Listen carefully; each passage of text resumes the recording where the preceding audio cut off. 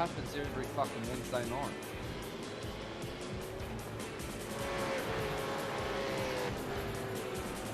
It comes back up again. There you go, 3 box.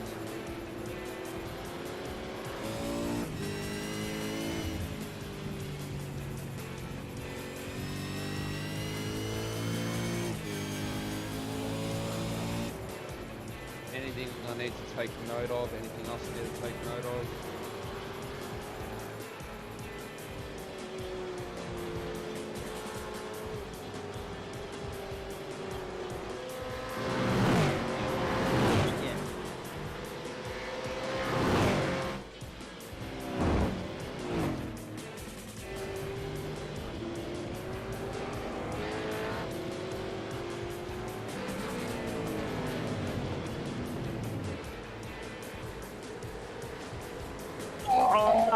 No.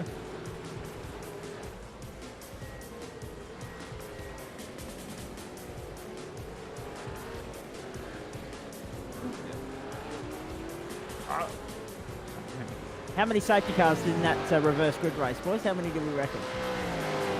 No. No, I'm being serious. I'm saying none as well. I reckon it's going to be a clean night, no safety cars. Yeah, righto. Okay.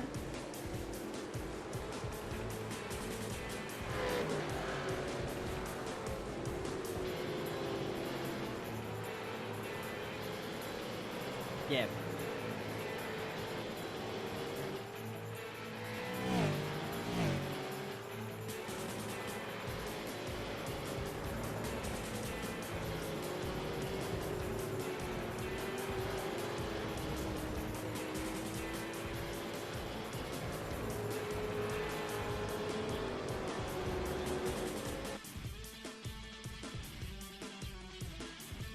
Oh, jeez, oh.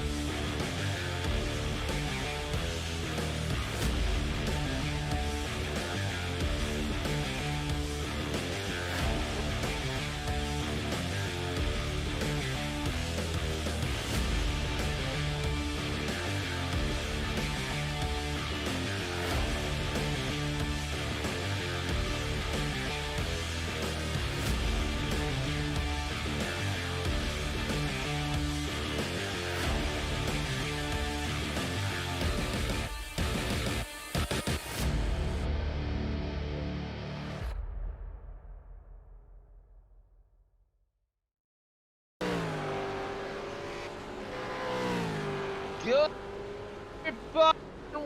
Wednesday night motorsport for the RSRA Super 2 E Series.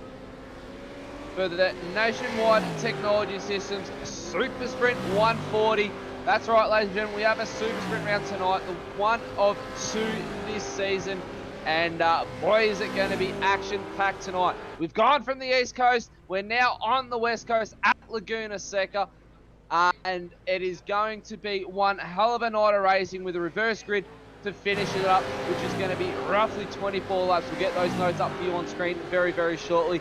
Tonight in the commentary booth for you, ladies and gentlemen, Matt Davis, Zach Caban, and possibly a special guest a little bit later on. Chris Kisby might be popping his cheeky little head in there from the Spirit of Tasmania all the way down south. But joining me at the moment, Zach Caban, the man from Tuesday Night Motorsport, the wise man himself. How are you tonight, mate? Not too bad, Matt Davis. Good evening to you. Good evening, everybody. I tell you what, right off the top, I'm just going to set the bar very high. This contingent here have a lot to live up to based on what we saw last night. They need to really up the ante if they're to top what we saw last night, because that was phenomenal in the RSRA Super Series. The fact that the sting in the tail occurred on the last lap this week as opposed to the cool-down lap last week, phenomenal stuff. But more importantly, we've got more cars on the grid tonight. We've got two races. You got the best bang for your buck in town. What more could you ask for on the first Wednesday of July? Oh, what more could you want? I completely missed half of that, mate. My headset unfortunately died. So I'm just going to slightly agree with you on that one. It's going to be definitely one to live up for. Last night was one hell of a race. We had blown motors. But one thing to look forward to from last night, there was no penalties in qualifying for impeding. So if the boys can back that up tonight, that would be spectacular. There's cars already off the circuit there. And from earlier, I believe we had a blown motor already in qualifying. So it's going to be interesting to see how the boys manage it tonight. But we'll get to the nitty-gritty, Zach, and ladies and gentlemen, we'll get some track notes up on screens. The car stopped out on track as we're about to switch over to that one. We'll see what's going to happen with that and see if there's going to be any penalties, maybe a pit lane start for that car there. 3.6 kilometres in length tonight, ladies and gentlemen. Race 1, race 2. 15 laps for race 1, 24 laps for race 2. So 2 races, reverse grid is going to be the 24-lapper. 56 kilometre an hour in pit lane. And that's a big talking point, which we'll get to as well, ladies and gentlemen, Zach, is how difficult it is at the moment for pit stops. No limit on the fuel restriction. It is a sprint race, so it is an all-out duke to the end. No pit stops, but if you do want to take tyres, which is going to be very, very unlikely, there's only 2 sets to take. 3.05 litres of fuel burn as well. Zach, obviously we know the boys are going to be crunching those numbers. We'll get you to do some mathematics in the sidelines there quickly to roughly find out how many litres of fuel they're actually going to be requiring to get through a 15 lap for race 1 and a 24 lap for race 2. 7th of July 2021, starting at 7 o'clock in the evening. So going to be running it into the night here, ladies and gentlemen, on sunset, I should say, not the night. It's going to be a little bit hard to see around Laguna Seca with no lights. 22 degree air temp, 24 out on track, and a westerly wind direction of 14 kilometers an hour. So that's going to be helping the guys a little bit up the Rahal Straight into the corkscrew. So they're going to be having to watch out for that little bit of extra speed as we're coming into it. The corkscrew is a tricky one, Zach, and we saw quite a few cars come unstuck last night. Yeah, we certainly did. I described it when I was introducing Chris Kisby last night, Matt Davis, as this being a circuit that separates the boys from the men and the men from the boys. Unfortunately for me, a boy come out and beat the men, so that theory was shot out of water. But in saying all that, it is a circuit that offers up a little bit of everything. It's a circuit of true character. There's challenges everywhere you look here. It's so easy to come unstuck, as we saw last night as well. And it starts with the corkscrew, and then you look at every other corner around here as well. This is a magnificent little cauldron, little bull ring of a racetrack, and we're really looking forward to what might unfold here. Now, I want to pick up 3 things. Firstly, race 1, we're looking at about 46 litres of fuel burn, just under. based on the 3.05 a lap. Race 2, you're looking at 73. But it's important to note, of course, with this being a super sprint round, you won't see these cars coming down pit lane. So it's one of those situations where you need to be on the ball, on your best, bring your A game to the table right from the outset, because there's no pit stops to help you try and get back in the game here. There may, however, be safety cars, and as we saw last night, that worked beautifully for Cameron Jones until then off the restart, he got clouded once more. So it's a double-edged sword. Safety car is big. Reverse grid race is one to look out for the safety car. You've got the pointy end of the field starting all the way down in 40, 39, 38, so forth. They're the fast guys. Then you've got the slower guys. So you're going to be looking at our back markers. For instance, Simon Farrington, Gary Critton-Frog, Daniel Schultz, those guys, they're going to be starting at the pointy end of the field for race 2. So they're going to be on the defensive, on the big time, and it's going to be up to the faster drivers to really work out the strategies of how they're going to be getting around, how they're really going to be getting around these slower drivers and making those moves done. So, and the fast repairs as well. We can't forget about that as well, ladies and gentlemen.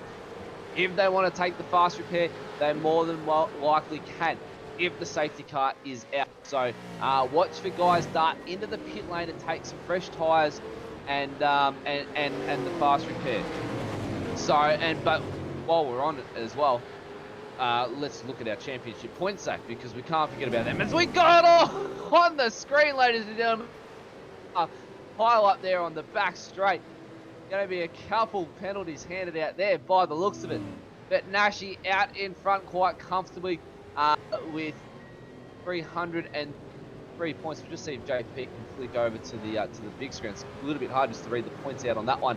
For that, unfortunately, just our producer on our end's got the split screen going. Nashi out in first position with 303 points. Jamie Davis in second with 299. Hayden Smith 297. We settled that debate, Zach, last week. It was Smythe or Smith, and I won that one. So when you're down in Victoria, mate, you can shout me a beer.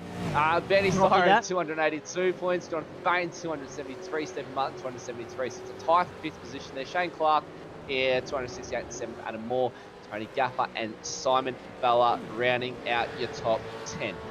Now, this is going to shake up the championship a little bit, Zach, being a reverse grid race and the super sprint.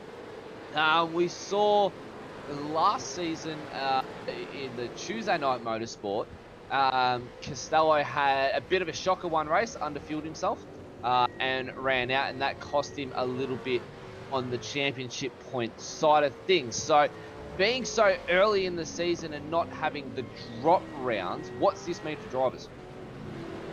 Well, it means they've got to approach it cautiously tonight, somewhat, because they need to finish the race, net as many championship points as possible. They can't afford a zero here. I mean, you talk about Rayner's championship last time out. He had the super sprint issue and the running out of fuel in Sonoma. That put him to the back for the next race at Watkins Glen, and he had to walk his way through the field. So those two things alone cost him the championship. So, I mean, these rounds always bring with them championship implications. You look at these guys tonight, the pressure's going to be on. And this isn't a circuit notoriously known for being easy to overtake on. There were a couple of people that proved that theory to be wrong again last night, because we saw Jamie Dyke, I think it was, move up about 26 positions. So, but when the field's tightly bunched, an inch is as good as a mile. So you've got to execute your overtaking opportunities, and you've got to do it safely. You cannot afford to be rubbing panels. You cannot afford to be crashing out. You cannot afford to be spinning and dropping positions. This is one of those damage control moments, Matt.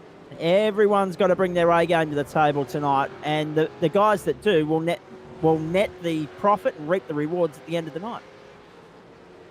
That they will, and they've also got to look at the bigger picture as well at the end of the season. The 5 points for pole position, which not everybody's going to be getting throughout the season. Not going to get that every week. That's right. That can go to only one person, but they've got the extra 5 points for the clean race. Now you add that up over the season, that's 60 points. Yeah. Exactly. 60 points to you could be the do or die moment. For instance, a 1 point loss to Reina Costello at Las Leonis for the season championship on Tuesday Night Motorsport for season 1 this year. So that's the big difference. The 60 points can be the deficit between first and second. It could be 59 points leading into the final round. You get your 60 points, whatever. Overall, it could be 59 points over the whole season. It's one that the drivers are definitely going to be having to look at closely and monitor throughout the season, because they've also the drop rounds is the big factor. There is none this season, so it's something that the drivers have got to be cautious of and definitely keep in mind to keep it nice and clean. So and also one thing there too, Matt, you speak about the bonus points for pole position. What about the 0x and the clean races? So, I mean, if anyone can net that tonight, and we only saw one driver do it last night, I mean, think about the implications there. That 5 points could be, as good as 10 or 15 later on in the season if you bank them now. So, a lot to play out, a lot at stake. And when I talk about it being difficult to overtake around here, executing overtake manoeuvres is not a problem. Clearing them is the issue. We saw a lot of up and unders last night. So, take, for instance, the run out of turn 5 up to turn 6. We'd see an overtaking move executed at turn 5 and a change of positions.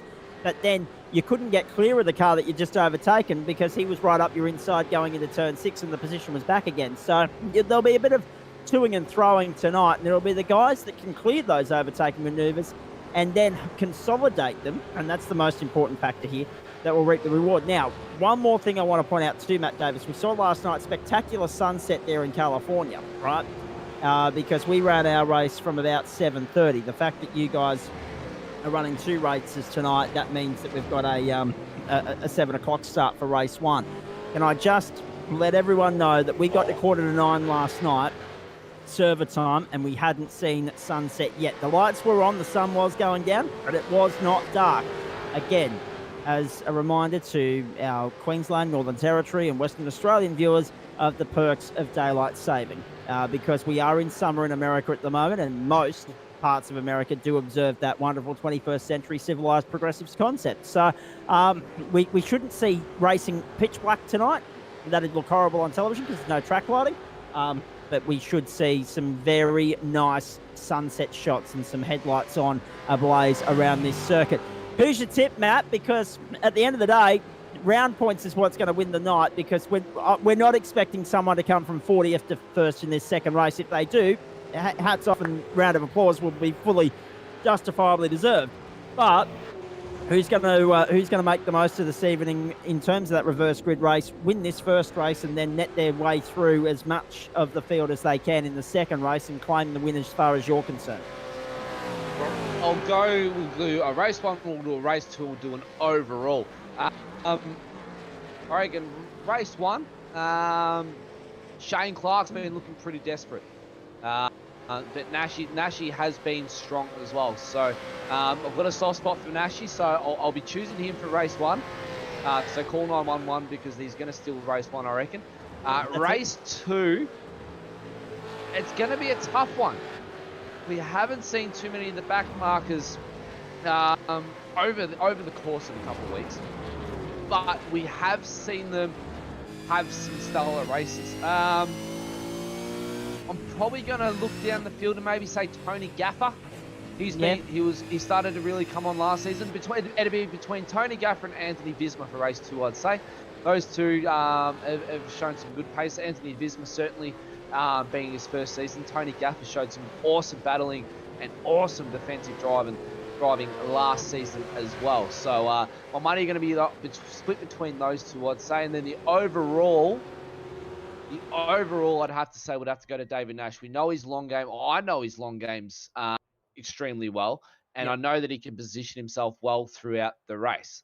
Now, just before you run through the grid here too, because we're about to have that up on the screen, mate, you are well and truly earning that beer when I get down to Victoria, because by the time I'm allowed down there legally, as per Premier regulations, that'll be about 2030. So I look forward to seeing you in about 9 years' time when beer is about $15 a schooner. $15 a schooner based on the inflation rates. Exactly right. Here's the grid. Let's have a look at this. Let's get it underway, ladies and gentlemen. Out on top on row 1, David Nash and Jamie Davis. Row 2, we see Shane Clark and Simon Vella lead from there. Hayden Smith and Robbie Bradbury out of row 3. Adam Moore, Ryan Good out of row 4. Robert Brewer, Troy Allen out of row 5. And Stephen Martin with Bruce Tannick out of row 6. Going back to row 7, Benny Sirens alongside Tim Mulford. Row 8 is Kyle Zink and Scott Barton. Row 9, Justin Penafeather and also Jonathan Bain. Then you go back to Mark Turner and Jason Scholar. Then you go back to Anthony Visma and Tony Gafford there. Stephen Banks and Blair Van Ray on the 12th row. 13th row, we'll see David Leslie, Scotty Short lead from there. Peter Cully, Daniel Schultz out of 14. 15, we'll see Stephen Black, Tommy Foster line up next to each other.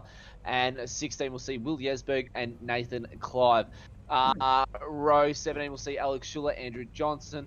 And row 18, we'll see Stead Miller and Darren Robb.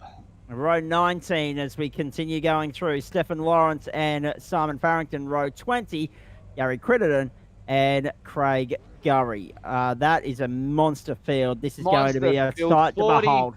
40 plus 1 drivers. Craig Schultz in the safety car, the Simshed Broadcasting Porsche GT safety car. Looks stunning as ever. Hopefully Craig doesn't have to get a workout in that one tonight. But 40 cars out on field for Laguna Seca for the Super Sprint round. Round 1, or not should I say round 3 for the Nationwide Technology System Super Sprint 140 is underway. And David Nash with an absolute flying start. Shane Clark puts the pressure on Jamie Davis straight away. Into turn 1 they come. The Andretti hairpin for the first time. Look for some amazing overtaking opportunities here tonight, ladies and gentlemen. Round through turn 1, they all go nice and clean. Couple little issues on the iRacing server already. We'll get them sorted out for you as the night goes on. Through turn 3 and 4 they come. No safety car called yet. No penalties called as yet. By the looks of it, they've learned from the big boys last night. Through turn 5 they go.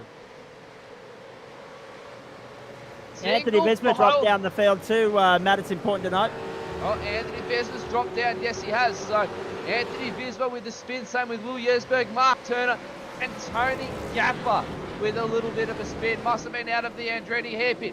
Through the corkscrew they come for the first time. Shane Clark, by the looks of it, is also missing a bonnet, ladies and gentlemen. No. Or did I see that wrong on my screen? No. Must have been my screen, ladies and gentlemen.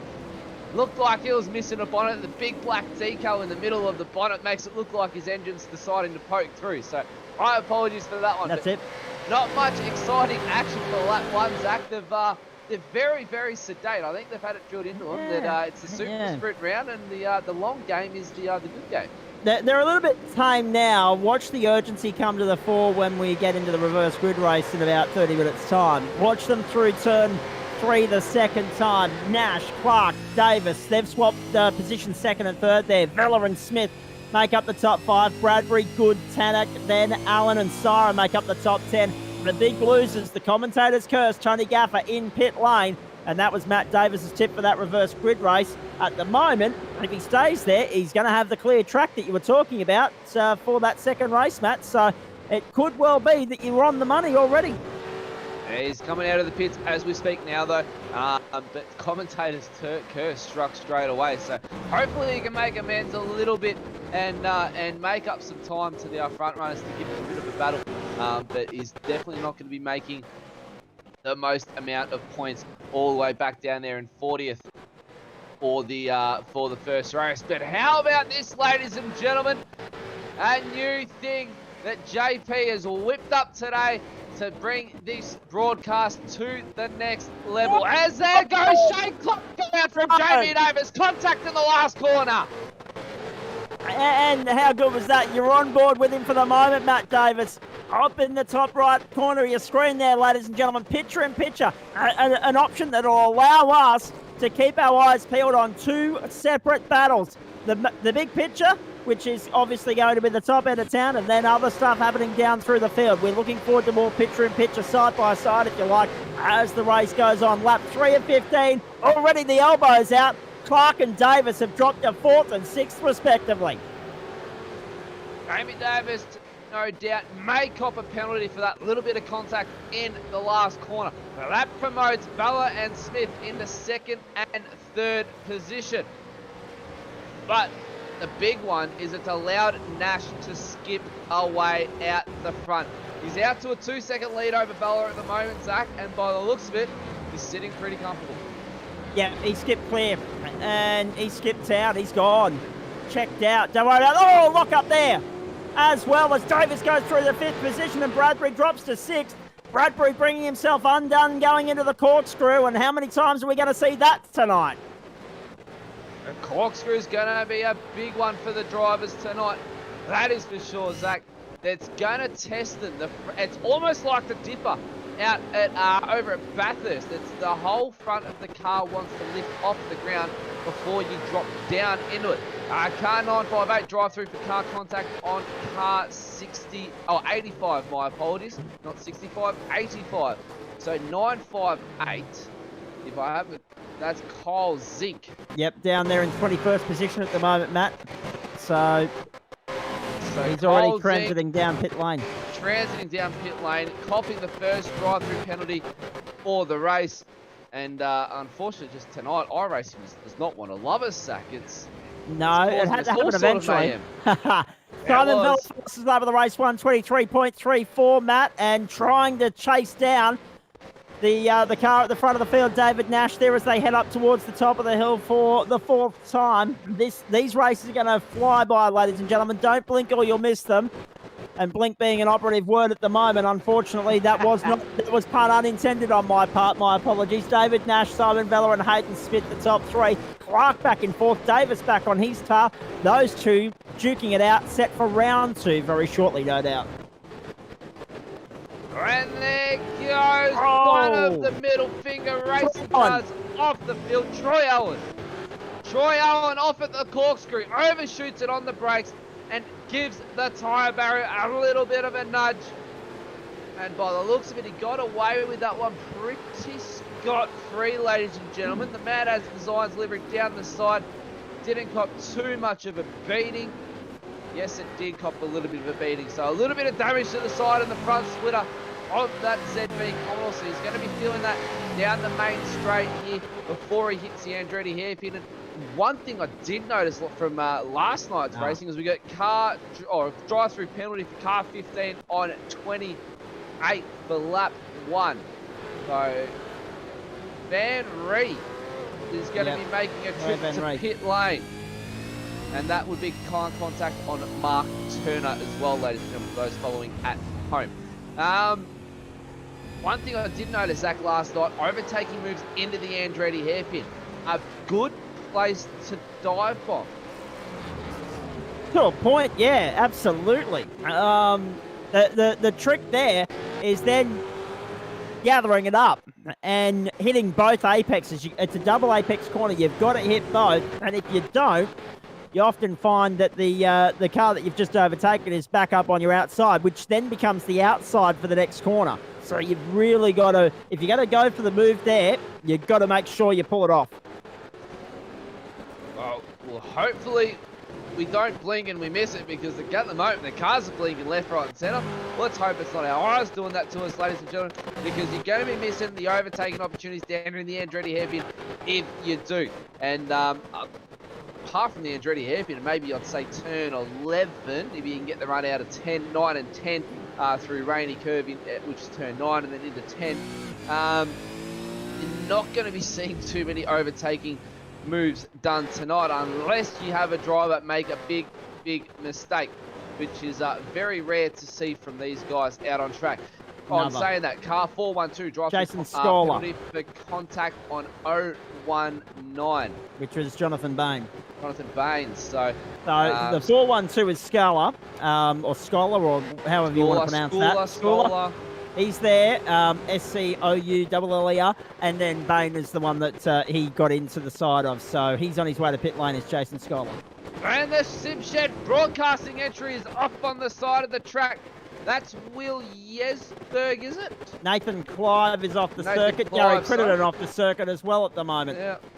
So cars off the circuit, left, right, and centre, and it is no man's land, as you like to say out there, Zach. Yes, absolutely. Right, but that's the thing. This is the thing. Traffic. I mean, have a look at it. There's not too much clear air out here.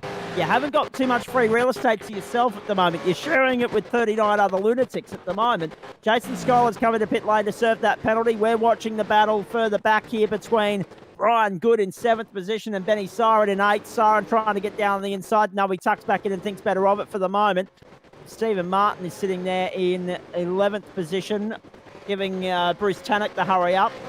And car 105 is going to get a drive through for contact on the 1, 2, 3 on lap 2 there as well. So another incident for race control to check. And not the first time tonight that Troy Allen's been in the headlines, but it wasn't. It was even on the receiving end of the contact that time around. Troy Allen on Bruce Tannock. So Troy Allen with a trip to pit lane as well, ladies and gentlemen. I'm not going to say it now, Zach, because the commentator's curse always comes out to bite us on the butt. So I'm just going to keep my mouth shut. Hopefully the viewers at home pick it up, because I know we have over here at the commentary booth already. Let's hope it stays that way if you catch my drift. And see what's, or should I say, catch my blinking eye. That might give people a bit of a hint. Yes, very nice. Crisp. Nice and crisp on that one. We do like that one. Lap 8 of 15, ladies and gentlemen. Bruce Tanner coming into the final corner to come over the line to start his 8th lap now, I suppose. Sorry, we're already lap 8. Yep. He's starting his 8th lap now. He's on his 7th. But Nashi out to 1.5 seconds at the moment over Bella. Bella's slowly making up the time, but not many laps to go. So this race is going to fly by, ladies and gentlemen. So don't go anywhere. If you've got someone in the house that can grab you a beer, or even throw it on the big screen so you can still walk to the fridge and go grab that drink and not miss a heartbeat. Hayden Smith in 3rd, Shane Clark 4th, Jamie Davis in 5th, Robbie Bradbury, no change of position for him in 6th position. Brian Good, Benjamin Siren, Adam Moore, and Bruce Tannock with one of his best races. With his best races so far in the top 10 there.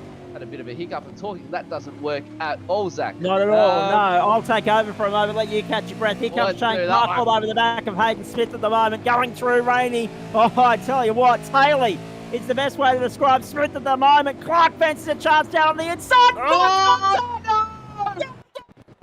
To the dirt side too, Smith. Can you believe that?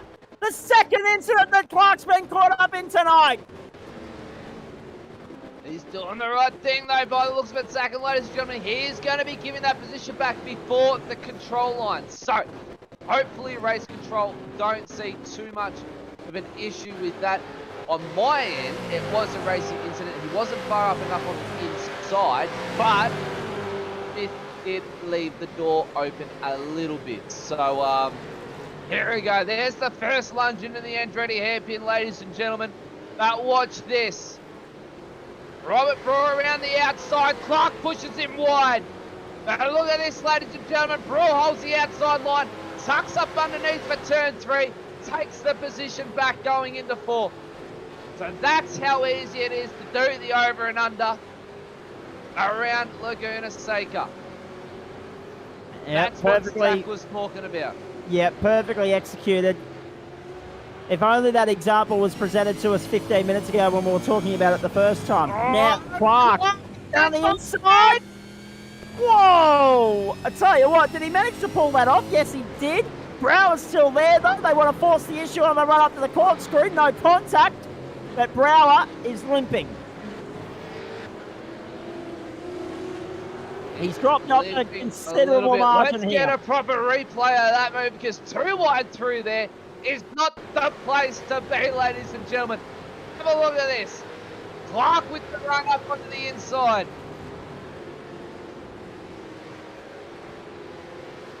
They managed to both keep it on the black stuff. They managed to keep it on the black top.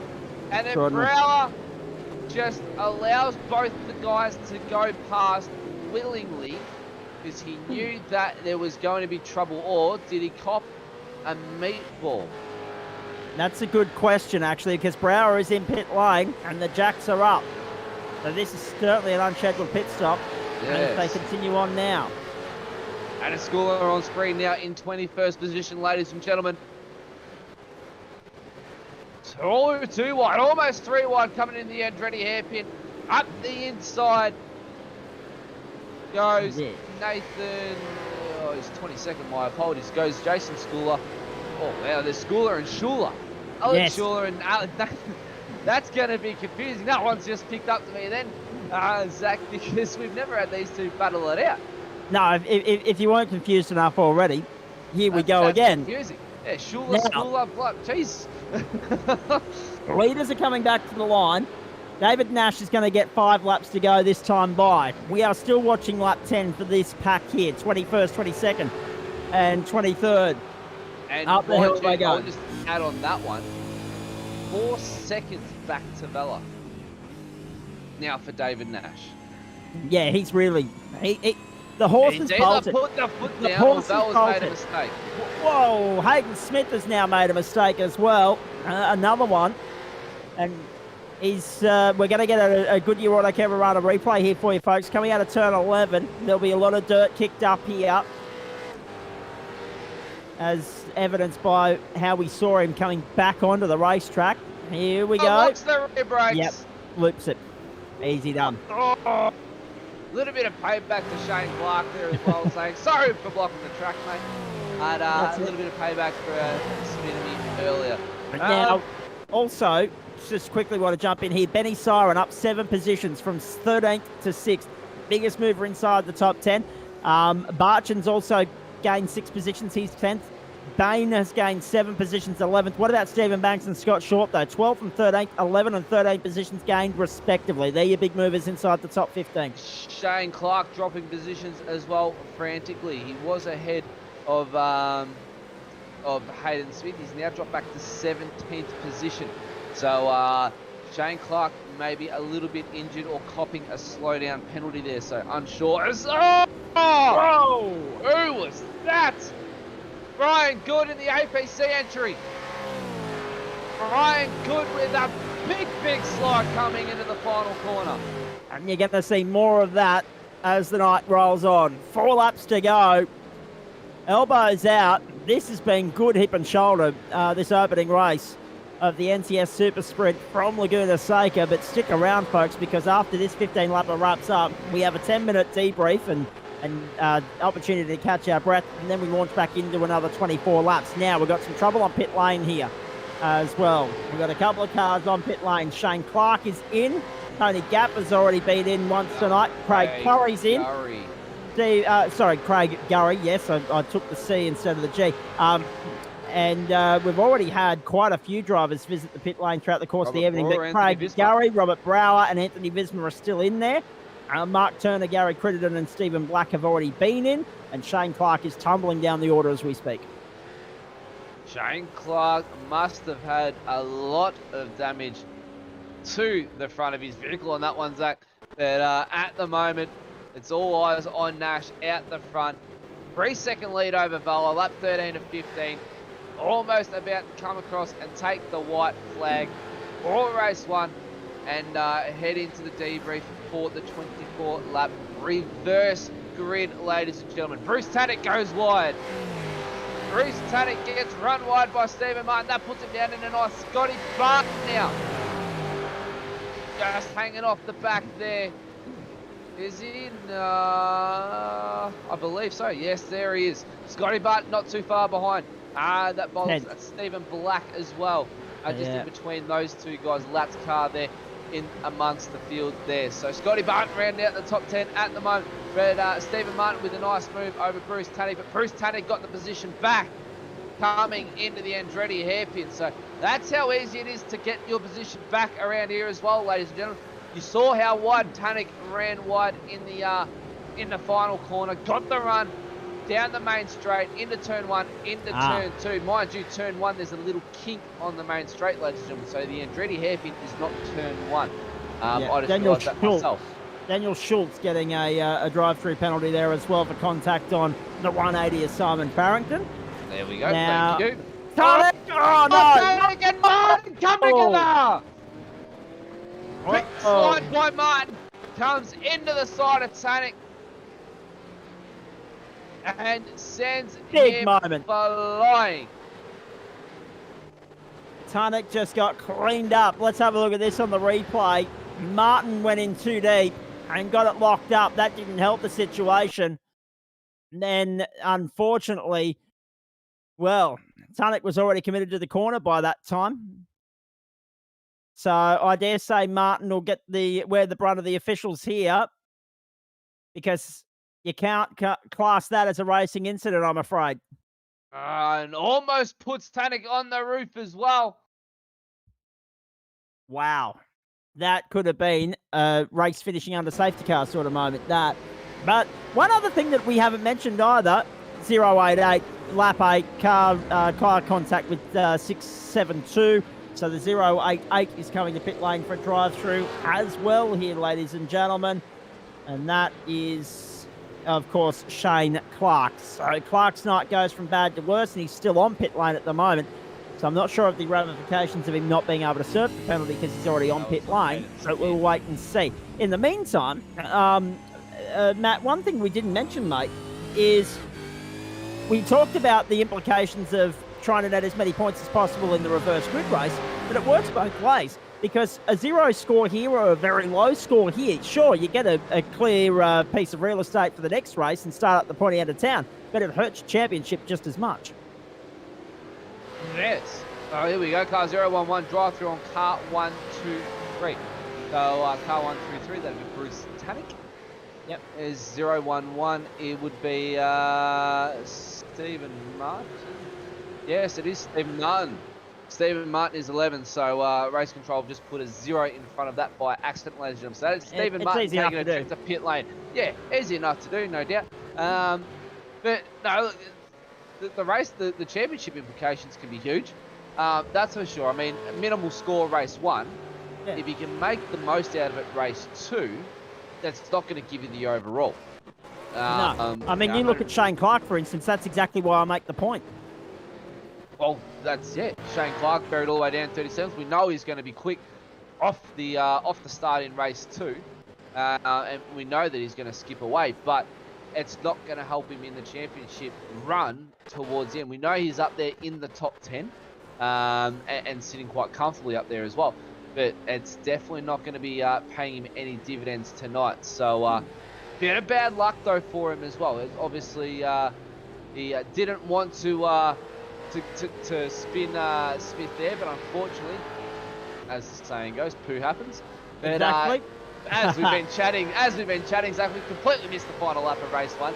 David Nash came across the line to take the race win. Butler in 2nd, Davis in 3rd, Bradbury 4th, Siren in 5th, Adam Moore in 6th, Brian Good, Scotty Barton, Jonathan Bain, and Hayden Smith will most likely round out your top 10 there, ladies and gentlemen. We'll get the unofficial results up on screen for you as well in the quick post-race interview that we'll have with David Nash and our podium. Bella and Davis, quick couple questions to be fired away from myself and Zach in our 10-minute break interval while the cars go back out, get a little bit of a warm-up, make those few couple of changes before the race. That's the best part about this open series as well, ladies and gentlemen. The super sprint races, as the track cools off, you can dial in the car just that little bit better to give yourself a little bit more turn. Now the track's really cooled off. You can get the car turned in nice and well. So one thing the drivers will be having a look to do in that practice session. But Zach, a little bit of action throughout the first race so far, but not as much as what we were hyping it up to be.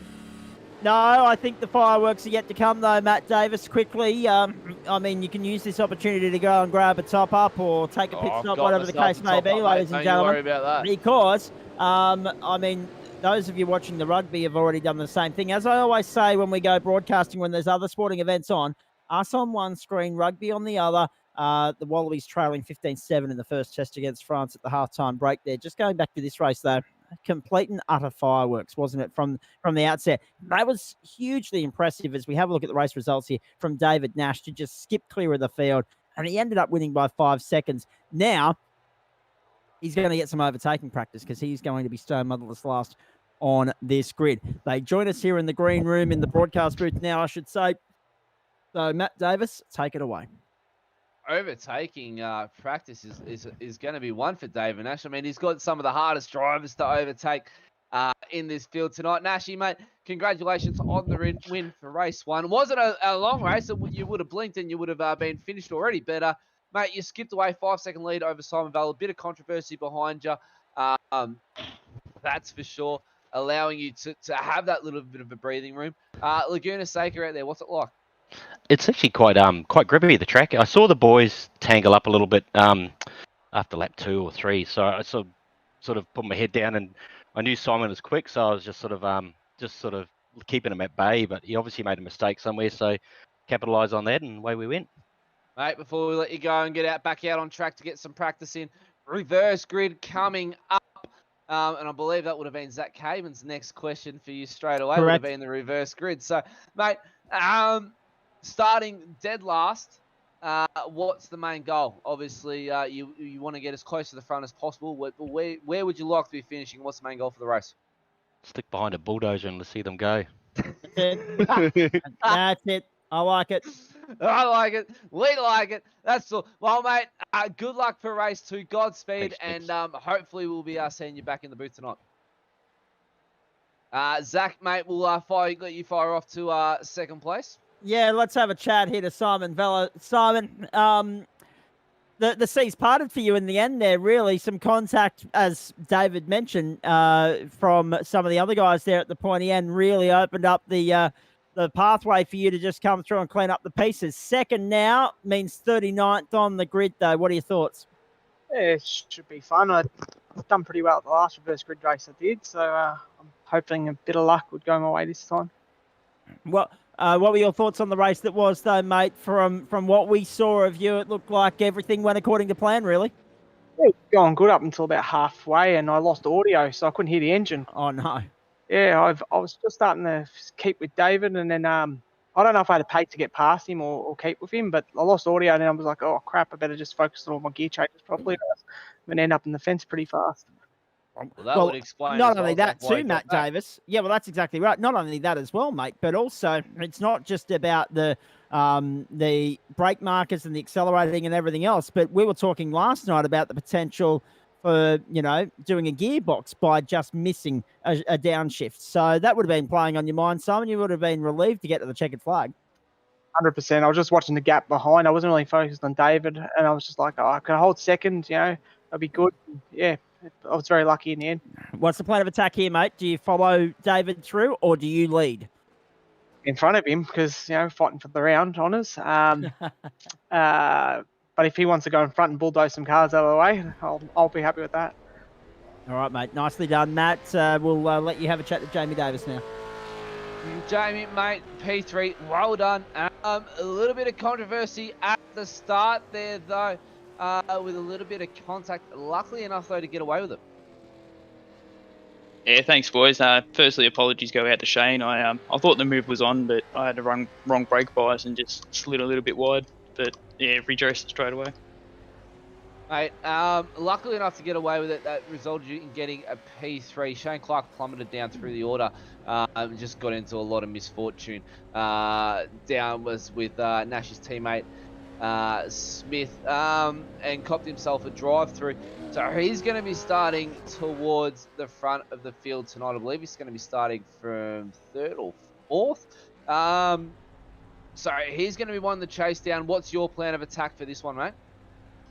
I don't have much luck in these reverse grid races, so just try and stay clean and just follow the quick boys through, and I'll be happy. Well, mate, that sounds like a plan tonight. That's for sure. Look, Godspeed for race 2. We'll let you get some warm-up, make a couple changes to the setup if need be. The track is cooling off. And, boys, good luck in the reverse race and give us one hell of a show. Thanks, kids. Thanks. Thanks, guys. Zach, we've got the official points at the moment for the championship, so we'll get them up on screen. I did get the message from from JP to say that they are availably ready to us now. So we might get them up on screen. And look, There you oh, go. behold, David Nash currently leading still with 383 points. Jamie Davis, 372. Smith, even though he had a poor race, still sitting third. Benny Siren in fourth, Jonathan Bain in fifth, Adam Moore in sixth, Simon Feller in seventh, Stephen Martin in eighth, Shane Clark in ninth. So Clark has lost out on a few positions, tied ninth position at the moment with Tony Gaffer. So there we go. I said it earlier. Tony Gaffer with a few good races. Zach, he's just plucked himself inside the top 10. So look out for him tonight in the second race, because that's he could be making up a few championship points on that one. And what's interesting there is he managed to make his way back through to Gaffer made his way back through to 28th position in the end, so he's now starting 14th. So again, right end of town, but he's got some big hot shots around him like Shane Clark. So he's going to have to be mindful of that if he wants to make his way through and fight for the race win. Brian Good's 11th, Nathan Clive, then Robbie Bradbury, Jason Scala, Scott Short, Scott Barton, and then Kyle Zink, Blair Van Ray, Mark Turner, and Daniel Schultz make up the top 20 at the moment, and just 29 points between that gaggle of 11 to 20 alone, Matt. So she's nice and tight. She is going to be nice and tight, mate. And while I quickly read out the top 30, have a think. Who's your pick for race 2? Because I'd like to hear this one. I'm going to call you the rookie to the Super 2 series on this one, so it'd be good to see what your thoughts are. But Peter Kelly, Stead Miller, Craig Casper, Bruce Tannick, Andrew Johnson, Will Yesberg, Stephen Banks, Anthony Bismuth down in 28th position. He had a shocker of a race tonight. David Leslie, Gary Crittenden, rounding out your top 30. And then we keep on rolling through Troy Allen, Justin Pennyfather, Craig Gurry, Tommy Foster, Alex Schuler, Darren Robb, Robert Brower, Craig Schultz. And mind you, I mentioned Robert Brower. He had a little bit of a technical issue on his end, according to race control, so unfortunately had to retire from the race. Craig Schultz in 38th position, Jonathan Nikolaev and Simon Barrington sitting down in 40th position. So that's rounding out the field there, ladies and gentlemen. So far, we've had... there we go. We just got a message sent from our director here. Gary Brower, and I can't pronounce that last name. Unfortunately, that might have been an autocorrect on your end, JP.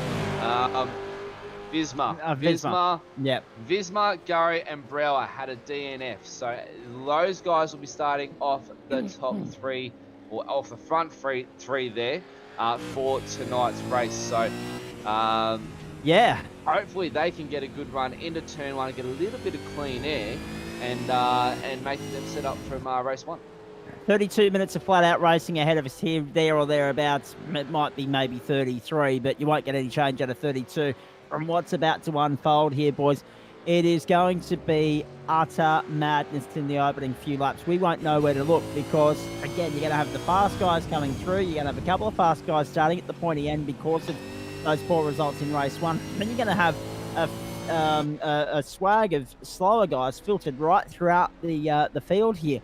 So it's an interesting dynamic that we're about to encroach upon, and looking forward to seeing how this all unfolds. Cars out there at the moment, lodging some times, logging some laps, trying to just gain a tenth or two here or there, and fine-tune the setup, get ready to go, because this is going to be on for Young and Old once we get the green flag for 24 laps, ladies and gentlemen, of this 3.6 kilometre Laguna Seca Raceway. Of course, formerly sponsored by Mazda, hence the name in the iRacing server. Now, these days, sponsored by WeatherTech, of course. Race control, pit lane start for those guys that DNF'd in the previous race. So Visma, Brower, and Gurry will all start from pit lane. So any chance they had... there he goes out the window, Zach. So race control not played lightly. Gone. Not played lightly. That's while we're on the topic of sponsors as well, Zach. Yes, mate. There's plenty of time here to thank some of our own sponsors for this series. So Nationwide Tracking, there we go. I stuffed it up again. That's 2 weeks in a row, ladies and gentlemen. I keep forgetting to mention it's the Nationwide Technology Systems. Not the tracking systems, the technology systems. That's still Easy. screwing me up to this day. Easy enough to do.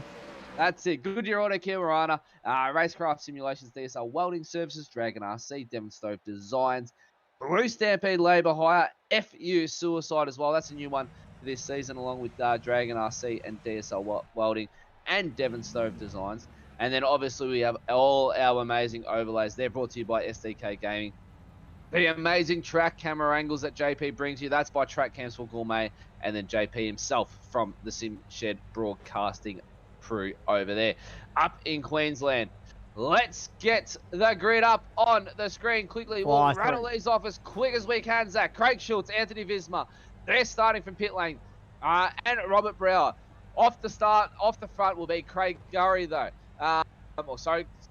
There's pit lane as well. So we've got the safety car driver and the 3DNS. Gary Crittenden will lead us away from the start. Shane Clark, Mark Turner, Darren Robb, Stephen Black, Daniel Schultz, Simon Farrington, Troy Allen. Behind them, if we get a chance, there we go. Zink and Gaffer from row, that'll be about row 7. Johnston Lawrence from row 8. Jesper Kelly from 9. Martin and Van Ray from 10. And we're going to be beaten for time here, guys. Let's get ready to rock and roll, Matt Davis. We got Foster Miller, Leslie Bagside, that's better still as the race is underway. Crittenden takes us away, and one of the Riot boys gets an absolute flying start. That would be Mark Turner. Oh,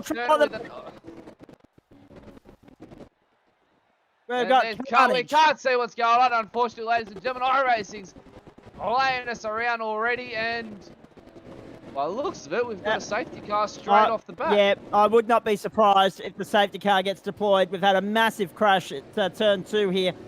So David Leslie caught up in that. Visma, Clark and Crittenden and Rob, of course. Well, Clark and Visma were trying to get back out onto the racetrack, but yes, the field is under yellow.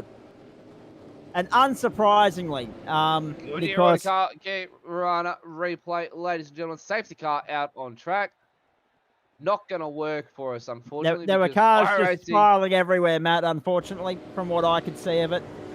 One car clouded the outside wall on the run to turn 1. Then there was a knock-on effect at turn 1 at the hairpin there, or turn 2 as it is at Laguna Seca. So, yeah, dead set. Race control made the right call to get everybody under control with an early safety car here, and it'll be interesting to see whether it's just 1 lap or 2. I reckon it'll be being a super sprint round. Don't be surprised if it's just a quick 1 lap safety car as well, ladies and gentlemen. It might go for 2 just to calm everyone down, but don't be surprised if it's just 1 lap, and maybe that might give us enough time to rectify the iRacing issue again. That's 2 races in a row. Yes. We went clean for about 3/4 of race 1, so let's hope this is only a couple lap incident from iRacing. But Craig Schultz, our safety car driver in the Sim Shed Broadcasting Porsche Carrera GT, is out on track at the moment to bring the field under control for the first safety car for the night, ladies and gentlemen. And Zach, I really wish we could have seen all that. Well, absolutely. I'm sure we'll be able to find some way around that and have a look in our post-race show if we're lucky. But at the moment, let's just run through the order here. Turner, Gurry, Brower, and Zinka showing as the top 4 at the moment. Now that's interesting because starting pit lane. So it was Gurry. Correct. That's exactly where I was going. You were reading my mind. So whether race control will take action on that before the restart or after, wait and see. But watch the bottom of your screen, folks. There will be action taken, I'm sure. Zink, Schultz, then Farrington, Allen, Gaffer up to 8. Johnston and Kelly make up the top 10 at the moment as they make their way around on lap 2 behind the safety car, which was deployed not even 1 sector into lap 1. And we've got Brian Good in pit lane, so too Anthony Visma and Justin Pennefather. David Leslie has already been in and completed his stop. So too Tim Mulford, Brian Good. And we had Crittenden, Clark and Rob also starting from pit lane. It would appear as well. Clark, we knew, was heading that way. But Rob and Crittenden, well, that's going to be interesting for them now. What's going to be even more interesting here is if Clark and make his way through the field. And this just chips into that time, doesn't it? We've been talking about trying to make the most of these reverse grid races and limit the damage. Well, following the safety car around for the first 2 laps certainly doesn't help that. David Nash only up to 30th. I mean, yeah, okay, that's a gain of 10 positions already, but he would have liked to have been continuing to tick all that off. He's not going to get that opportunity until at least the next time by the line, excuse me. Oh, you have a break there, mate. I had a good break, and I was reading over some notes as well. While we're on the subject of the technical talk as well, Yes. pit lane I brought up at the start of the broadcast, and what better Correct. time to bring it up than under the safety car while there is no action out on field. Bit of controversy the past couple nights, or should I say over the past 7 nights of while we've been away from racing, and getting that clarified with obviously the admin team over at the RSRA, where the boys have been copping the pit lane infringement penalties for not entering the pit boxes correctly. So a lot of practice, or a lot of, or should I say, practicing for those entries will be getting taken underway. But so far so good tonight. No pit lane infringements as of yet, and there's been quite a few in the pit lane. Indeed, there has. And what's important to note here too, Matt Davis, is whether, because race control's been really stringent on this. They've been really strict in their adjudications of pit lane infringements in the first 2 weeks. But because pit stops aren't scheduled tonight, because there's no fuel restrictions and all the other mumbo jumbo that we deal with in our sprint races and we will deal with in our enduros, and I think the lights are about to go out on the safety car, so I'll have to make this quick and we'll get back to Greg. Are we in that position where race control's not going to keep as much of an eye on that tonight, and you might be able to get away with it if you've been reporting the pit lane for a little bit of damage, or if you've come unstuck on circuit by your own undoing, or you've had to come in and serve a penalty? Are race control keeping as much of an eye on pit lane tonight when there's not as many pit stops as they were last night when everyone had to transit the lane? No doubt they would be keeping an eye on pit lane. And they've always got an overlooker, so we'll see what Here we happens. But safety car is in. Mark Turner resumes control of the field, and he's underway finally for the restart of race 2. 21 laps to go this time around, and he had an absolute belter of a restart. Left Cole Zink in his dust. The rest of the field follows suit. Single file, Troy Allen gets overtaken there up on the inside by Simon Farrington. Into the hairpin, turn 2 as we like to call it over at Laguna Seca. Troy Allen gets the position back though. That promotes Tony Gaffer into the fight. Yep. 2 wide coming through turn 4. Andrew Johnson getting swapped at the moment. He's holding down the fort at P10. Takes to the inside line. Unfortunately, ladies and gentlemen, it's hard to see what's happening. It is very hard to see what's happening. The Coles get all over the back of Turner into the corkscrew. Oh, jeez, I tell you what.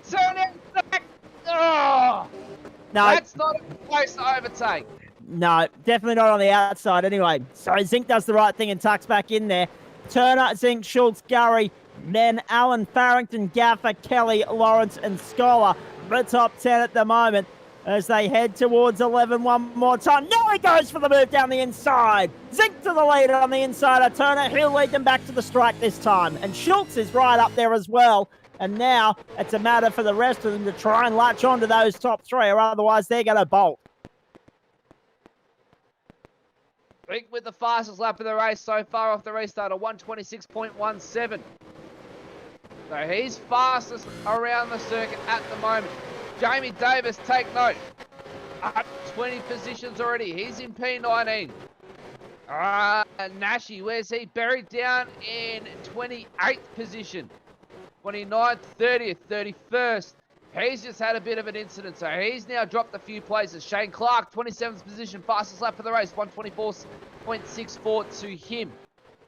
Simon Vella down in 33rd position. So the big contenders for this race, Zach, are one's making the move up the field. Jamie Davis now in 17th, so he's having a good race so far. But Nash and Vella and Clark buried all the way down the back of the field. Yeah, and it's a long way back from there as well. Nash in 31st position.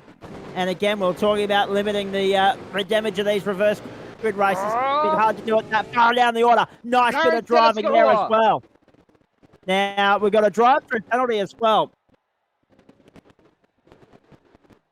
for Gary Crittenden. So Crittenden's on his way to pit lane for an infringement contact on lap 3 there. Zink, Turner, Alan, Schultz, Gary. Then you go back to the 411 in 6th position for Coda Sim Sports, of course, Tony Gafford. That's the man that Nat Davis tipped for this reverse grid race. At the moment, though, Troy Allen's the one you got to watch because he's closing in on Mark Turner, and Zink has bolted. He's 1.2 seconds down the road, and have a look at this. That's fantastic. 2x2 on the run to turn 1. There's a big scrap down into the main straight through turn 1 into turn 2. As we try and still rectify this issue for you, ladies and gentlemen at home. Troy Allen promotes himself to P2 around Mark Turner. So Mark Turner lets Troy Allen go by. Troy Allen from the Middle Finger Racing crew up into 2nd position now and chasing after Cole Zink, who's bolted out in the lead there in the 958 from the 95 Sim Sport boys. Troy Allen with the fastest sectors at the moment so far. So he's going for another fastest lap of the race. So far it's a 124.37. He's set the bar for the faster guys at the back in traffic. What can they do? We'll see what he does this time around. It's a massive battle pack from 15th all the way down into 34th position. Troy Allen runs a little bit wide, collects a little bit of dust on the way through. We'll see how fast he goes around this time. This will prove how fast he is on Cole Zink. Yep. 124.36 this time, so just faster than his previous lap. So he is on fire. Cole Zink with a 125.10, so he's on the hunt to try and get ahead of one said Jamie Davis. Oh, trouble! Oh, there's big trouble at the back of the final corner. That is David Nash on car contact with 393. David so Nash has got got the drive to through. the pit lane. Wow. Again, exactly what we talked about, Matt Davis. That need, that urgency to limit the damage out of a reverse grid race. Unfortunately, that's not going to come to fruition for David Nash. Unfortunately, this is what he didn't need. Oh, but in saying that, it's definitely what he didn't Oh, need. not the championship, Jamie Davis up 29 positions into P10 already. We're only lap 7 at 24. Shane Clark with a desperate move up the inside. Gets it done. Look at this logjam of cars, though. Oh, blinking, you'll miss them, folks. Through they go. Blinking, all right. Up to turn 7, then up to the corkscrew. 8. This is a fantastic run. Uh-oh. Uh-oh. Uh-oh. Oh, geez. Clark just misses out. The Goodyear Auto Care Verana car did very well there to keep it straight, not get loose, not spin in front of the pack. That was Peter Kelly. He's dropped the swagger positions down to 19th now, the 83. 20th. Oh, more trouble at turn 11 here as well. It's gridlock. They're packed up. 5 wide up the straight, 4 wide up the straight. Sorts themselves out to 2 wide, coming through turn 1. Oh, gee. Scrap 3 wide into turn 2, don't mind you. How's this for racing, ladies and gentlemen? We set it and turn up in race 2, and it has. The reverse grid is promising. What about the driving standards, though, from all of those guys to keep it clean? Fantastic stuff. Meanwhile, Troy Allen's all over the back of Kyle Zink. This is the battle for first and second now. So Allen all over the back of Zink. And Zink has been able to skip a couple of car lengths clear there because Allen was totally going through the right-hander out of the corkscrew as you dip down. So the hard work not over yet for Troy Allen. We've got a drive-through penalty here as well. With another drive That's the second one. Wow. Nash with another drive-through penalty on car 82. That would be Stephen Black. Are you kidding me? So Nash with the desperate dives and had seen him undo himself in the final race for the Super Sprint. It just went from bad to worse, didn't it? It did. And that's allowed Jamie Davis to take fastest lap of the race, a 1:23.77, up 30 positions in the 9th. And he's looking to run down the boys up the front. That's Cole Zink, Alan Turner, Troy Allen, Mark Turner, Daniel Schultz, Tony Gaffer, Stephen Lawrence, Jason Schooler, and Bruce Tannick, who's out in front of him. Stephen Martin rounding out your top 10. So Kyle Zink continues to lead at the moment. We've got Stephen Lawrence there in 6th position trying to hold Bruce Tunnock and Jason Scholar at bay. That's Scholar in 7th, Tunnock in 8th, and Jamie Davis charging in 9th. That was the last car in shot there. 1:23.77 last time round, hitting every marker and keeping it on the straight and narrow and perfectly so far. This has been a tremendous charge from Davis. Now it's a case of finishing off the job that he's just started. Stephen Lawrence off the circuit, and Davis moves up to 8th. So Lawrence off the circuit. That allows Scholar and Tannock the clear air they needed to go after Tony Gaffer, but the margin is 6 seconds almost. Now down the inside, can Tannock get by? Yes, he can. Tannock gets by Scholar on the inside. And now here comes Davis down the inside as well. So all of a sudden, Scholar's in trouble.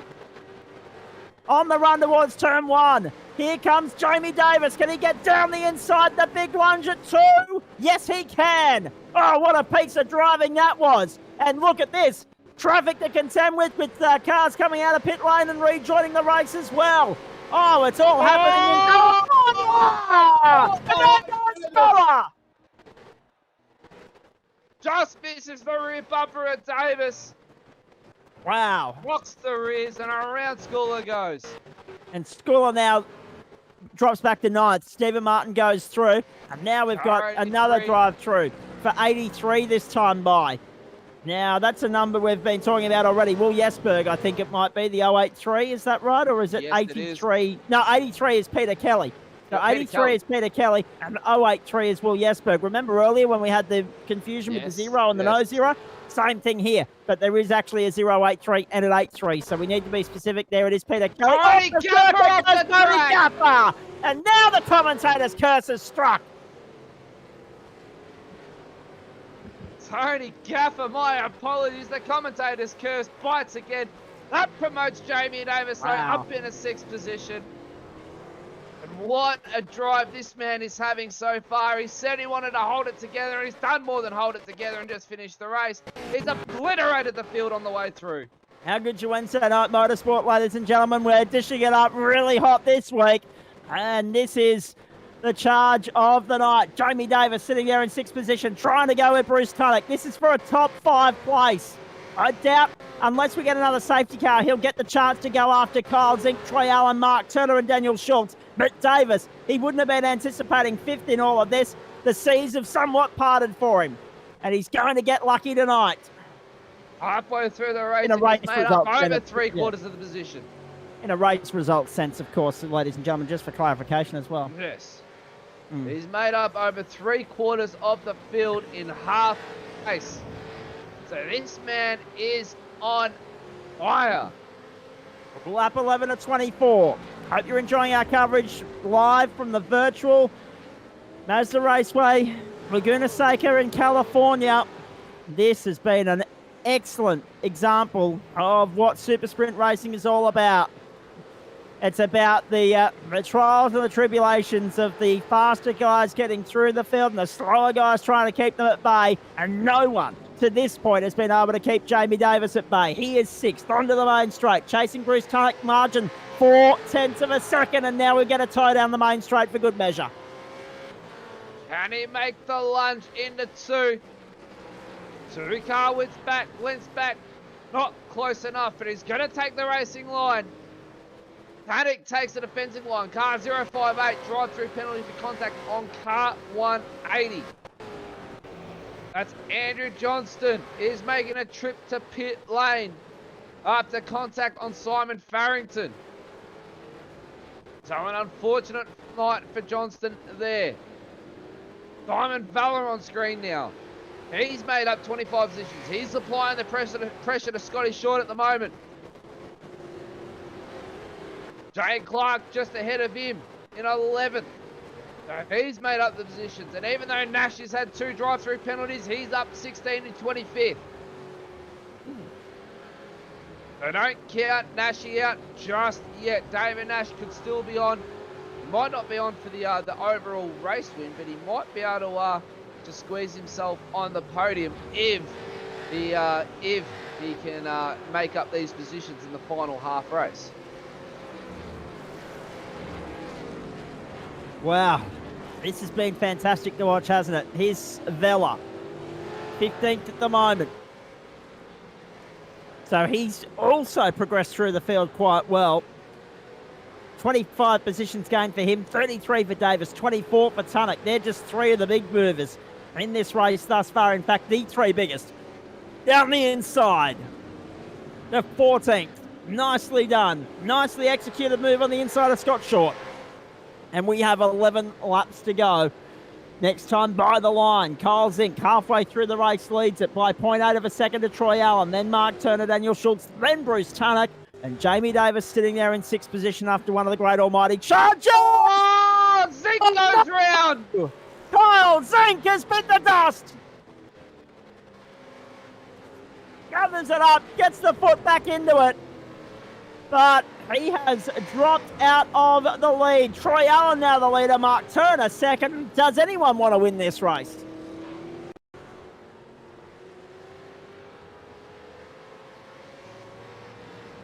Comes through the little kink up the back straight. Catches a whole heap of dirt. Car 84 drive-through penalty, car contact 777 as well, ladies and gentlemen.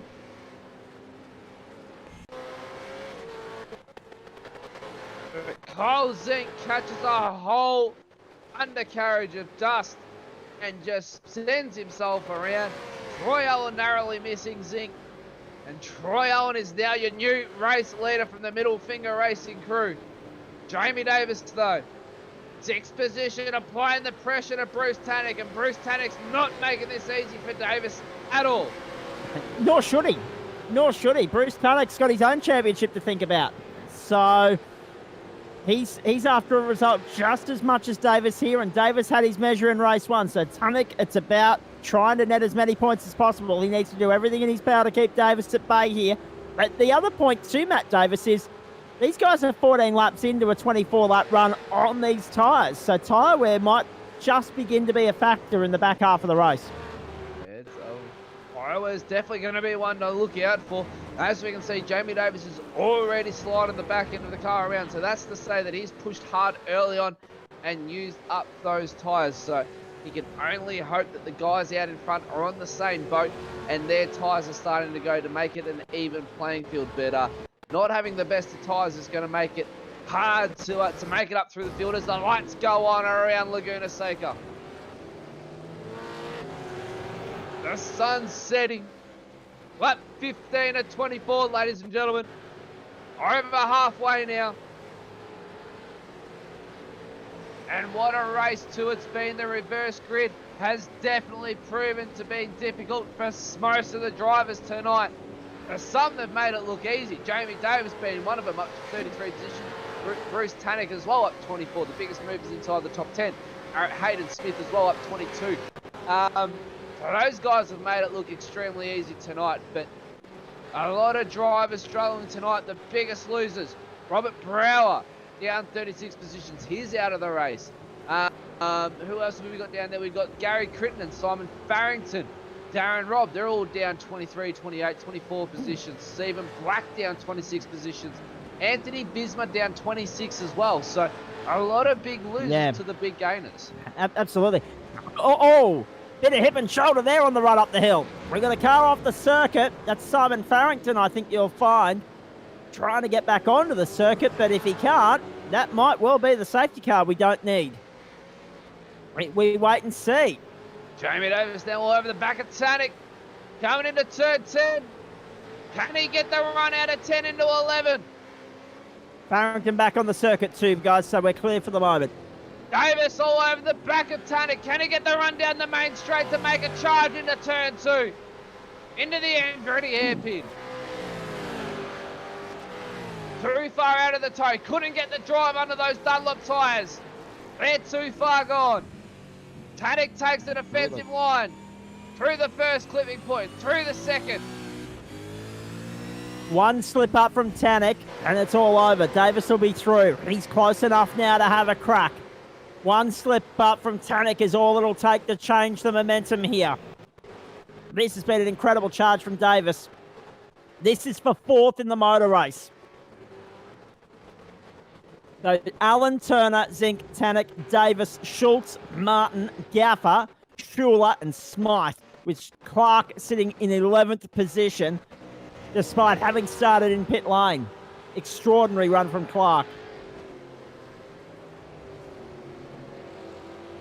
Clark with a bad race at the start from pit lane has made his way back to 11th position. And interesting to note too, Matt Davis, we've got 30 on the lead lap, or about 29, I should say, on the lead lap. We had 30 finish on the league lap in race 1. So, I mean, the fact that these guys have been able to maintain that run of how many cars finish on the league lap, that's quite exceptional as well, given the circumstances presented to them for this race with the reverse grid and everything else thrown in for good measure. Oh, big slide by Shane Clark. He's giving it everything, isn't he? He's really hanging the tail out, right out sideways, as Scope would say. That's it. And that's the last time we'll reference that man on this broadcast. 7 laps to go next time by the line. Troy Allen, Mark Turner, Kyle Zink, and Bruce Tannick, the top 4. Jamie Davis is 5th. Down the inside goes Heavily assisted because Hayden Smythe, or Smith, as we correctly pointed out last week, has put it in the dirt. Smith with a big slide into the hand-ready hairpin. That promotes Clark onto the back end of Schuler. Schuler, Scala, there's too many SCHs in this series at the moment. They're tongue twisters. Car 89. Drive-through penalty for car contact on the 180. So another pit lane penalty being dealt out. Lights ablaze, sun setting. How nice does that look, ladies and gentlemen? As I say, it's oh, geez, Jamie Davis has just had a spin too. We'll see that in a moment, but that's undone his run on Bruce Tannick. I was just having a look at server time and it's popped up on my iRacing screen, but Davis has had a big lose coming out of 10. You'll see it on replay here, the Goodyear Auto Cabrera action replay for you here. He was all over the back of Tannick. He clipped the dirt. That obviously upset the grip on the tyres, and then he clipped the dirt again. And away he went.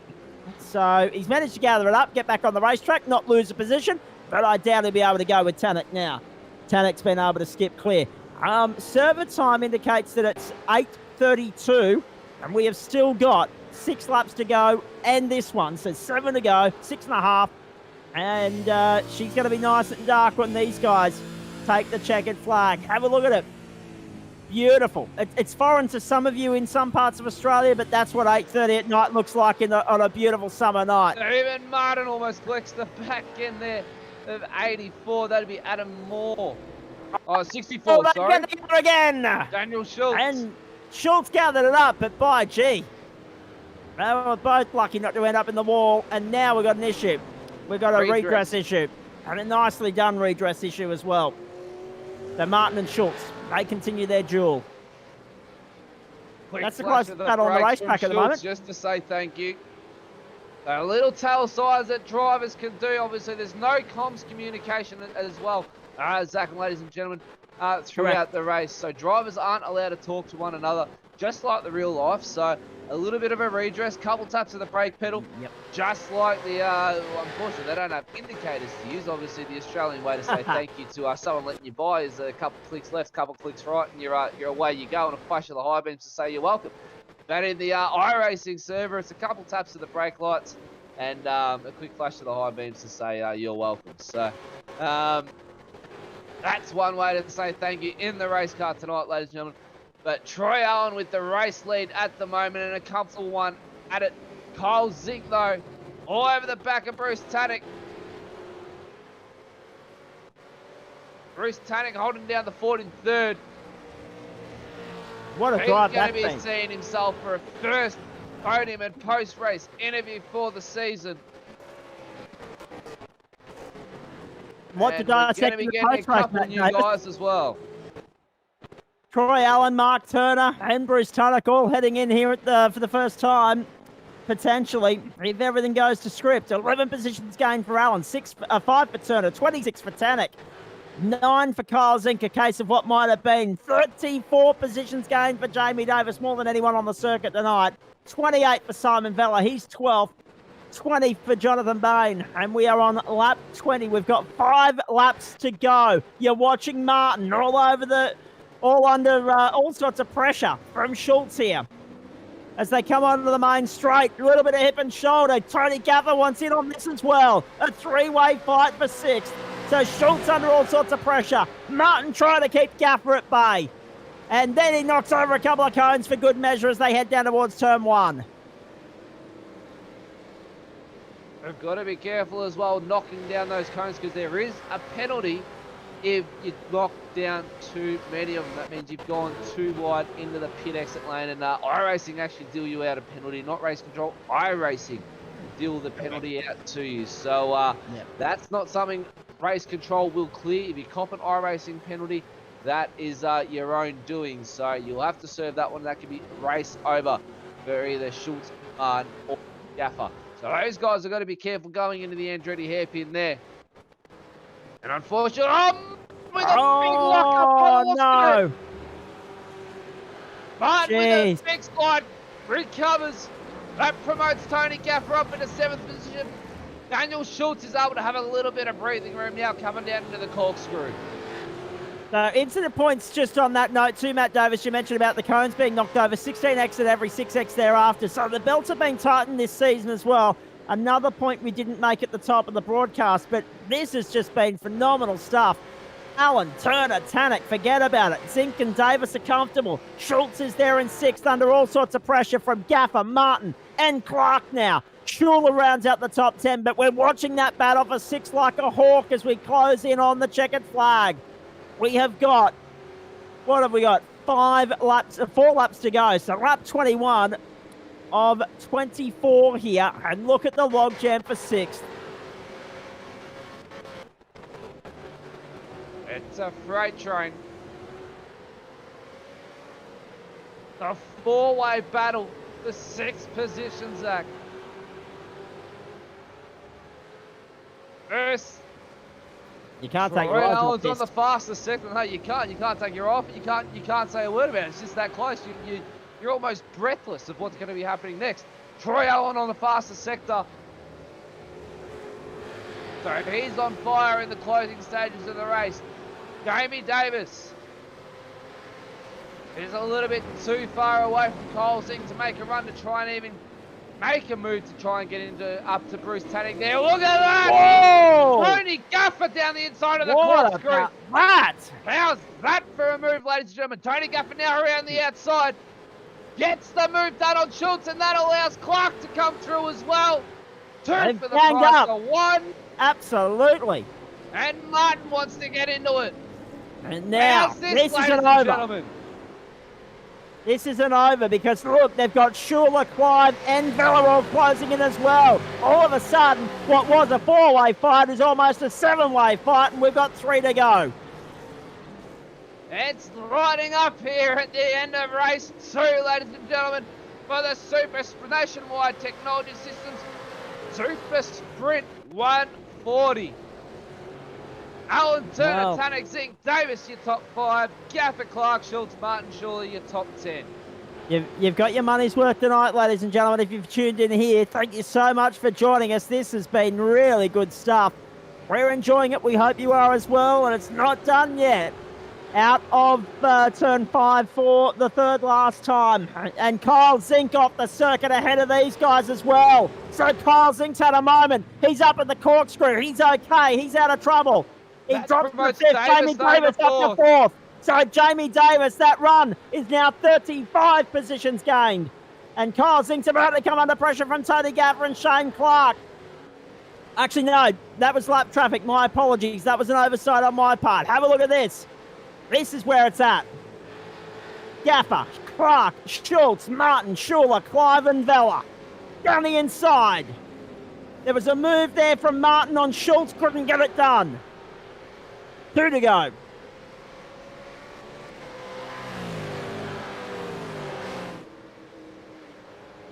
Oh, how good's this been? Down the inside. No, not going to happen just yet. Davis can only hope either Tanek or Turner makes a mistake in the final stages of this race, ladies and gentlemen. Given that the top 3 are all running their own race at the moment, there's no way of them catching one or the other, so it's just a case of consolidating now. You would think that they'd play smart and maybe wind back the wick a little bit, but these are race car drivers after all. They are. They'll be trying to push as hard as they can. Maybe try and get the fastest lap of the race. Mark Turner, though, is caught back up to Troy Allen. So has Troy Allen made a mistake? We're not sure, but I think he Mark has. Turner is now all over the back of Troy Allen on the final lap of race 2, ladies and gentlemen. Hey.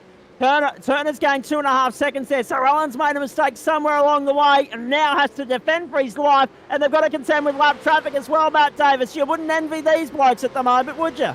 And you wouldn't even be able to pick it if you had some wizard cards either. Extraordinary. Ladies and gentlemen, you're lucky you get this free to wear, because if you are, even if you had to pay your $10 entry ticket, you would have got your money's worth tonight around Laguna Seca. Allen and Turner now duking it out at the front for the race win.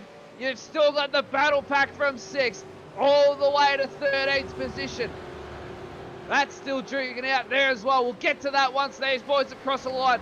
Turner's the closest he's been all race long. Into the corkscrew for the final time. Allen goes. He's on the defensive line.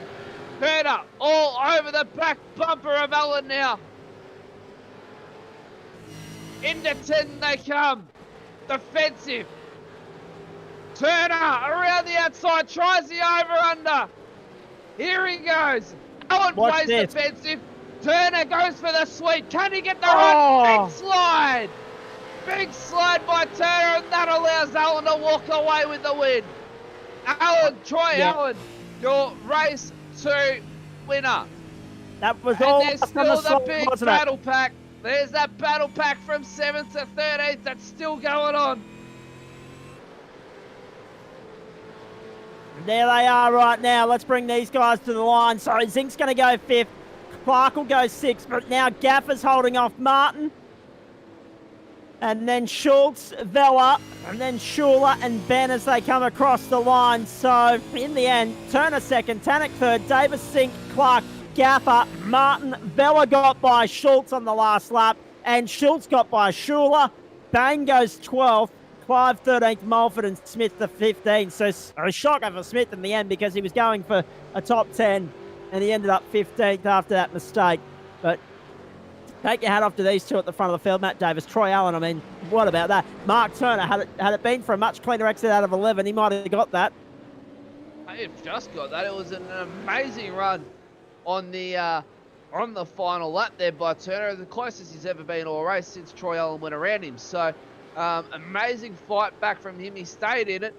He kept the loud pedal on and knew that if he didn't give up, he might have had a fighting chance, and a fighting chance he had at the end. But Troy Allen, mate, take your hat off because you get to do your first victory burnout and join us in the post-race show for the first time this season. Don't forget to cross the control line. Oh no, he stopped out in the middle of the track. Has he run out of fuel? Don't tell me. Don't tell me. He's got to cross the control line. Don't tell me Troy Allen's run out of fuel.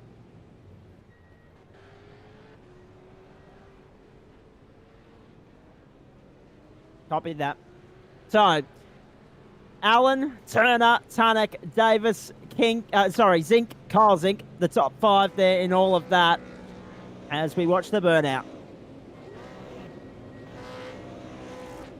And not a bad one, mind you. The biggest not bad at all. we've seen so far this season, Zach. So, Troy Allen's been practicing night in, night out by the looks of it for this moment. And he gets to make the most of it in the reverse grid Super Sprint 140, brought to you by the Nationwide Technology Systems. And he's almost at the control line, so he doesn't cop himself a penalty. There he goes. So, there you go. Troy Allen, what a performance. And that's an impressive burnout as well. Let's have a look at the results. Matt, do the honours here, mate. Holden on top yet again. Holden always on top, mate. We should know that. It's not first on race day by Ford. So, Troy Allen in the ZB Commodore takes out pole position, or should I say first position for race 2. Mark Turner in second, Bruce Tannick in third, Jamie Davis with an absolute stellar of a race up, 35 positions in fourth position. Kyle Zink in fifth, Shane Clark in sixth, Tony Gaffer in seventh, Stephen Martin in eighth, Simon Valla in ninth, Daniel Schultz rounding out your top 10. And Troy Allen still going down the whole entire straight. He's now in the pit exit lane. He won't stop. Zach, take away page 2. Rightio, 11th was Alex Schuler there, then Jonathan Bain, Nathan Clive, Tim Mulford, Hayden Smith, Scott Short, Ben Siren, Will Jesberg. Then you go back to Stead Miller and also David Nash. So Nash got back to 20th in the end, but he'll rue those 2 drive-throughs, Matt. He will. Blair Van Ree in 21st, Scott Barton in 22nd, Robbie Bradbury 23rd. And then we start going to our lap drivers. Only 23 cars finishing on the lead lap in race 2. Peter Kelly, Tommy Foster, Anthony Visma, Adam Moore, Andrew Johnson, Stephen Lawrence, and Stephen Banks. And again, only 23 on the lead lap, as you say there. Darren Robb, Craig Gurry, and also Gary Crittenden coming home 2 laps down. Then Brian Good 4 laps down. And then Simon Farrington leads a long list of retirements. Stephen Black, Jason Scala, Robert Brower, then David Leslie and Jason Pennyfather. The retirements in that race, and a field of 40, not too bad in the end. You get nearly 90%, well, nearly, what are we looking at there? About 85% of the field home, not too bad at all. Hey, just on all of that, just want to bring in some updates for you from Suncorp Stadium, ladies and gentlemen. The Wallabies home in the first test against France. Didn't lead all night. France were leading 21-20. Last minute, line out goes through, battered down by the French, but fumbled. The Wallabies grab it, and an 83rd minute penalty leads to an 84th minute penalty goal, and the Wallabies go home 23-21 victors. So the Wallabies up in the first test at Suncorp. I don't know whether to be happy or sad about that one. I'm a Frenchman and an Aussie at the same time. So, yeah, so the Wallabies lead the Test Series 1-0 in front of a very small crowd at Suncorp Stadium. They had trouble selling tickets to the game because obviously it was originally meant to be at the SCG. And, of course, the rules in stadiums are very confusing up here, where you're allowed to sit in your seat and be unmasked because, you know, if you listen to Gladys Berejiklian, assume the bloke next to you has the virus. So some mixed messaging there, but a small crowd there at Suncorp, so much so that they didn't even open the top 2 tiers, only for broadcast.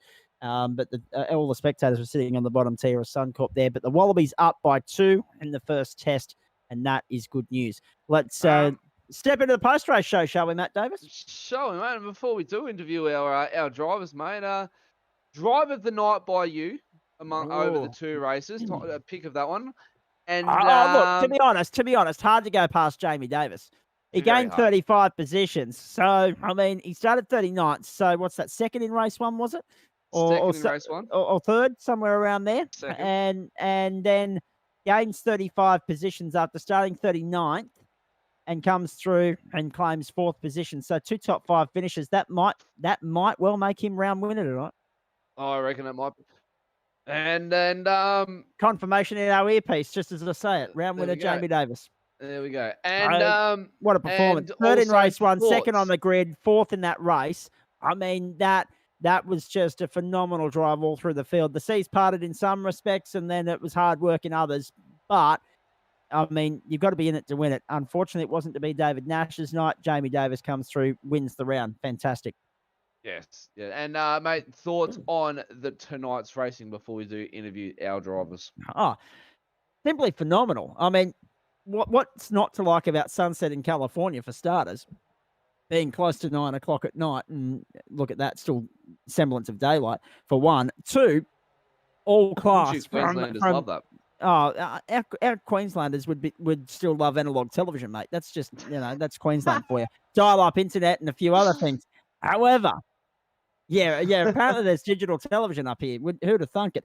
Now, can I just be serious for a moment? That was just phenomenal racing all across the board. I mean, you look at some of the racing that we saw in race one, and Shane Clark is a close second in terms of driver of the night because, I mean, obviously he had some misfortunes in race one. He ended up retiring in pit lane and then drove back through the field from a pit lane start to finish in sixth position there. So very well done to him.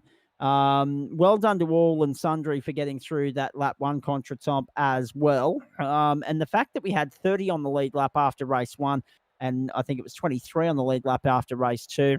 And not as many drive-through penalties as what we had last night, if I'm right in saying. So, I mean, there's a lot to like about the RSRA Super 2 series, and there's only 9 weeks to go now. But this championship well and truly alive and well and truly worth the price of admission if you've got nothing to watch on a Wednesday night. Yes, definitely. And speaking of the pit lane starts, we'll keep you guys informed at home as well. There might be some controversy post race for Yes. a number of drivers for not or failing to start from pit lane. So we'll keep you guys up to date next week as we take you to, I believe, the Nürburgring, which is Correct. a new one for us over here, Zach. So, but nevertheless, let's get into the post-race interviews, ladies and gentlemen. We've gas-bagged long enough. Zach and I are very Sure. well known for doing that. But finishing up in third position tonight, ladies and gentlemen. First time in the post-race booth with us, and his first podium for the season. The number 123 from the right sim boys, Bruce Tanning, mate. Congratulations on third position, Thank you, mate. mate. Reverse grid, a new one for you. I've done a couple of them in some other leagues and stuff, but obviously first one for this season. Definitely some interesting driving going on. Yeah, so no, good fun. Right, you had Jamie Davis breathing down your neck to steal that position away for you, and if he had have done that, he would have propped himself up onto the podium. But you were able to hold the fort down there and keep him at bay, and actually forcibly making his own mistake. Mate, stellar race nevertheless, and a difficult one to get off the start. There was cars zigzagging, and what we can see is flying up over the pit wall very briefly there. So you managed to steer clear of the trouble. Yeah, I went sharp left. The guy in front didn't go anywhere, and then I basically slammed the brakes on, and then got back on the gas. I think I tagged Mr. Mulford, which he'll probably cry on his pillow tonight about. But we'll get a post race for that, no doubt. Mate, I just forgot. We saw a 24 lap race for race 2. Obviously, track temps were down, but that doesn't help the fact that you've got to pretty much almost do a double stint on tyres. What were they feeling like towards the end of the stint, especially with the pressure that Jamie applied early on? I was taking it real easy through the two kind of danger corners for turn 1 and the corkscrew for locking up with bad tyres, but had a little bit more pace through turn 2 through 4 or 5 on Jamie to pull a little bit of a gap. He'd pull it back and then kind of seesawing, but there was always a little bit up my sleeve if I needed it. All right, Zach, got any questions to fire away at Bruce? Yeah, Bruce, the reverse grid race there, I mean, mate, looking at your starting position to go from 29th through to 3rd, what do you make of the, I mean, you've already had a dig at the driving, which I was expecting from somebody, but what about the traffic and just trying to navigate your way through that and keep a cool head about it at the same time? Out of the places I gained, I think I put 2 or 3 decent moves on, but the rest of it was, to be fair, just kind of, I guess you call it third party, because there was 2 or 3 guys going off and then someone going off and then someone going off. But sadly, by the time we'd kind of cleared that mess, we had no laps left to try and catch the top 2. So yeah, and I mean, Matt's already mentioned tyre wear, but obviously let's talk about that opening race as well. because you started 12th, you finished 13th, so you got boxed in there to a point, didn't you? It was a tough race compared to the second race. The second race went a lot better to plan and to script. What were your thoughts on race one? Yeah, well, I was the ball in the first race and the kicker in the That's second it. race. So yeah, I got taken out twice at the corkscrew on the first race, so dumped a lot of time there. So, but that's right. That's That's all right. part of it. That's right. You got served up big time. Actually, you were lucky not to end up on your lid on the second one. Yeah, the steering wheel was hard, about 90 degrees left, and she was a bit average. So Obviously, the reverse grid race is not everybody's cup of tea, but we've got another one of them later on in the season. What are your thoughts? oh, I love it. Yeah, but hopefully I'll be starting near the back if I do a good job in the first one. That's the best part of it. But 29th to 3rd, I'll take that any day. Yeah. Absolutely, mate. Well done. Nicely done, Matt. Bruce, stand by with us, mate. We'll get you to thank some sponsors and look forward into the future to see what's coming up on the RSRA calendar. But over into position 2 for tonight, another newcomer to the room as well, ladies and gentlemen, with his first second place position and podium for the season. Mark Turner, congratulations, mate. Bringing it home in the Ford Mustang for the Simshed Broadcasting crew over there. You're a privateer this season, so setups are obviously a lot harder for you, mate. How are you going with those? Well, my little nephew Kai's been teaching me, getting into it week by week. And obviously, we know Kai Turner, mate. He was a fast driver last season for the Goodyear Auto Care Warana E Series for the Split 2 on the Wednesday night motorsports. It's good to have him in your ear, mate, and not a bad mentor either. Laguna Seca, it's a tricky one to navigate around, especially in a reverse grid race. Now, you started towards the pointy end of the field. You made up 5 positions. You started down in 7th. How was the race from the start? It's a lot easier up the front. Yeah, got a good start. Everyone broke early, went up the inside, and I was in the lead. Then the big yellow came out. And then when Troy was up behind me, I knew he was quicker, so I just saved my tyres and then almost paid off at the end. Almost paid off. You got the closest you'd ever been all race to him towards the end. I believe that might have been a little mistake on Troy's behalf. We'll have to get a question in for that one as well when we come around to chat to him. But mate, if it wasn't for that slide on the final corner at turn 11, you had a fighting chance to have a drag race to the checkered line. Old habits came back in, braking too late. That's what Kai's been teaching me. I've been going in too heavy. So if I would have broke a bit earlier, I would have had to run up the straight.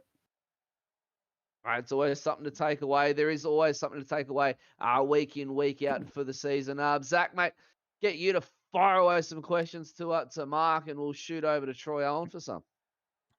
It's always interesting, isn't it, Mark, when you get to start up the front end for a reverse grid race, but it obviously comes on the back of a difficult race one. Just talk us through it from your perspective. Yeah, I've got to learn to qualify. That'll come with the experience. But up the front, it's just so much easier. You just get into a rhythm. You don't have to think about cars everywhere. Well, that's true. But what about traffic towards the back end of the race as you were coming through, lapping drivers? Yeah, I just made sure they knew I was there. Didn't want to take any chances. And obviously, qualifying, you've already highlighted as your Achilles heel. What's the process to trying to nip that in the bud between now and the end of the season, mate? Just go a bit harder on the brakes coming in the corners. That's where I'm losing it with the VRS sort of stats.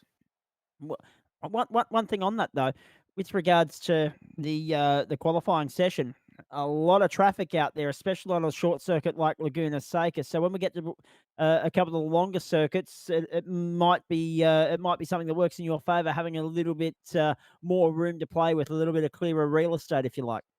Yeah, and the European tracks have been racing a lot. These tracks I've been doing the last few weeks. Exactly right, mate. But well done. In the end, geez, you gave Troy Allard a hell of a hurry up there. I'm interested when Matt starts having a chat to Troy what exactly happened there. But did you? All of that came down to the last corner. Unfortunately, as soon as you lit up the rears, that was it, eh? He would have been spewing because it was actually his set I used from last night. Very nicely done, mate. Well done tonight. Good stuff, Matt. So, Moving on to our race winner, Troy Allen from the Middle Finger Racing crew in the ZB Holden Commodore, putting the Holden up on top. Mate, congratulations on your first race win and making it into the first podium and post race interviews, I should say, for the season. Yeah, thanks, guys. It's been a while coming, so to finally get up here and get that string of bad luck out of the way is a bit of a monkey off the back. Mate, yeah, lucky for you, Mark was gracious enough to allow you by because he knew you were a bit quicker than him. But the biggest question we want to know is, was there a little bit of a fumble by you towards the end? Yeah, there was. I fumbled sort of a little bit in the corkscrew, ran a bit deep, and lap traffic not sort of getting out of the way and holding the racing line too long, knowing they're getting lapped, sort of gave a lot of time back to Mark, and yeah, sort of put the pressure on me a little bit, and yeah, just overcooked the braking markers into the corkscrew, and that was sort of when the pressure really became real. Right, those final couple corners were absolutely intense on our end. I'd hate to feel the sweat running down your back coming into 10 and 11, knowing that Mark Turner was breathing down your neck and rubbing some black paint all over the back bumper of that amazing purple livery of yours. What were your thoughts coming into those final corners, knowing that he had every chance to take out the race win there? Just make it the widest Commodore in the world, basically. Park it in the middle of the track, and he's got to go either the long way round or the slow way up the inside. And I'll have coming out of 10 there, I'll have the inside to 11. Fortunate enough, he was able to light the rear Dunlop tyres up and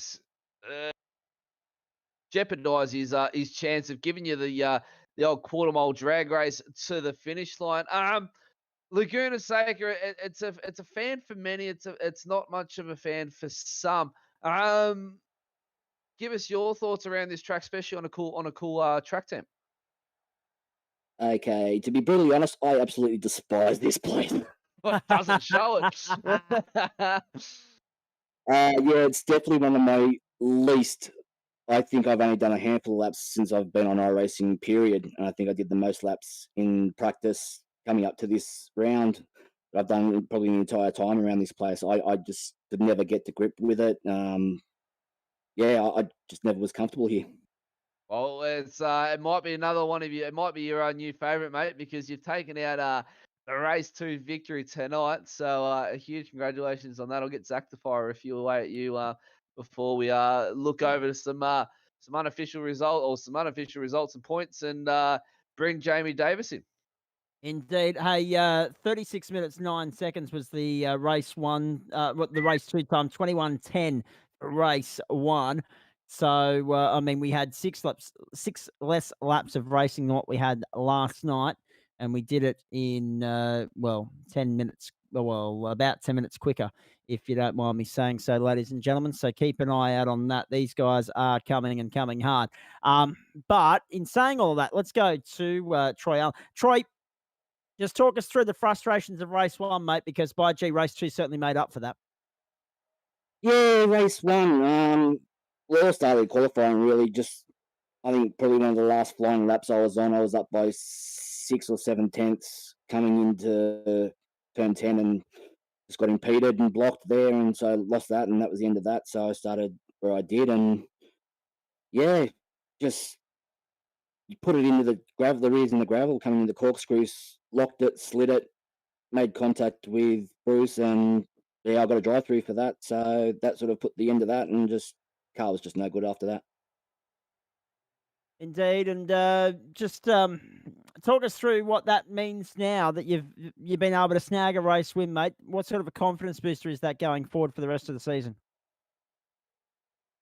Mate, a lot of the guys at Middle Finger Racing have said, a win's a win and take it as, any that you can get. But in my eyes, I haven't really earned my stripes yet. That was sort of a gimme, so to speak, being able to start that far up and having all the fast guys 30, 40 positions behind me until I actually genuinely show that I deserve to be up the front.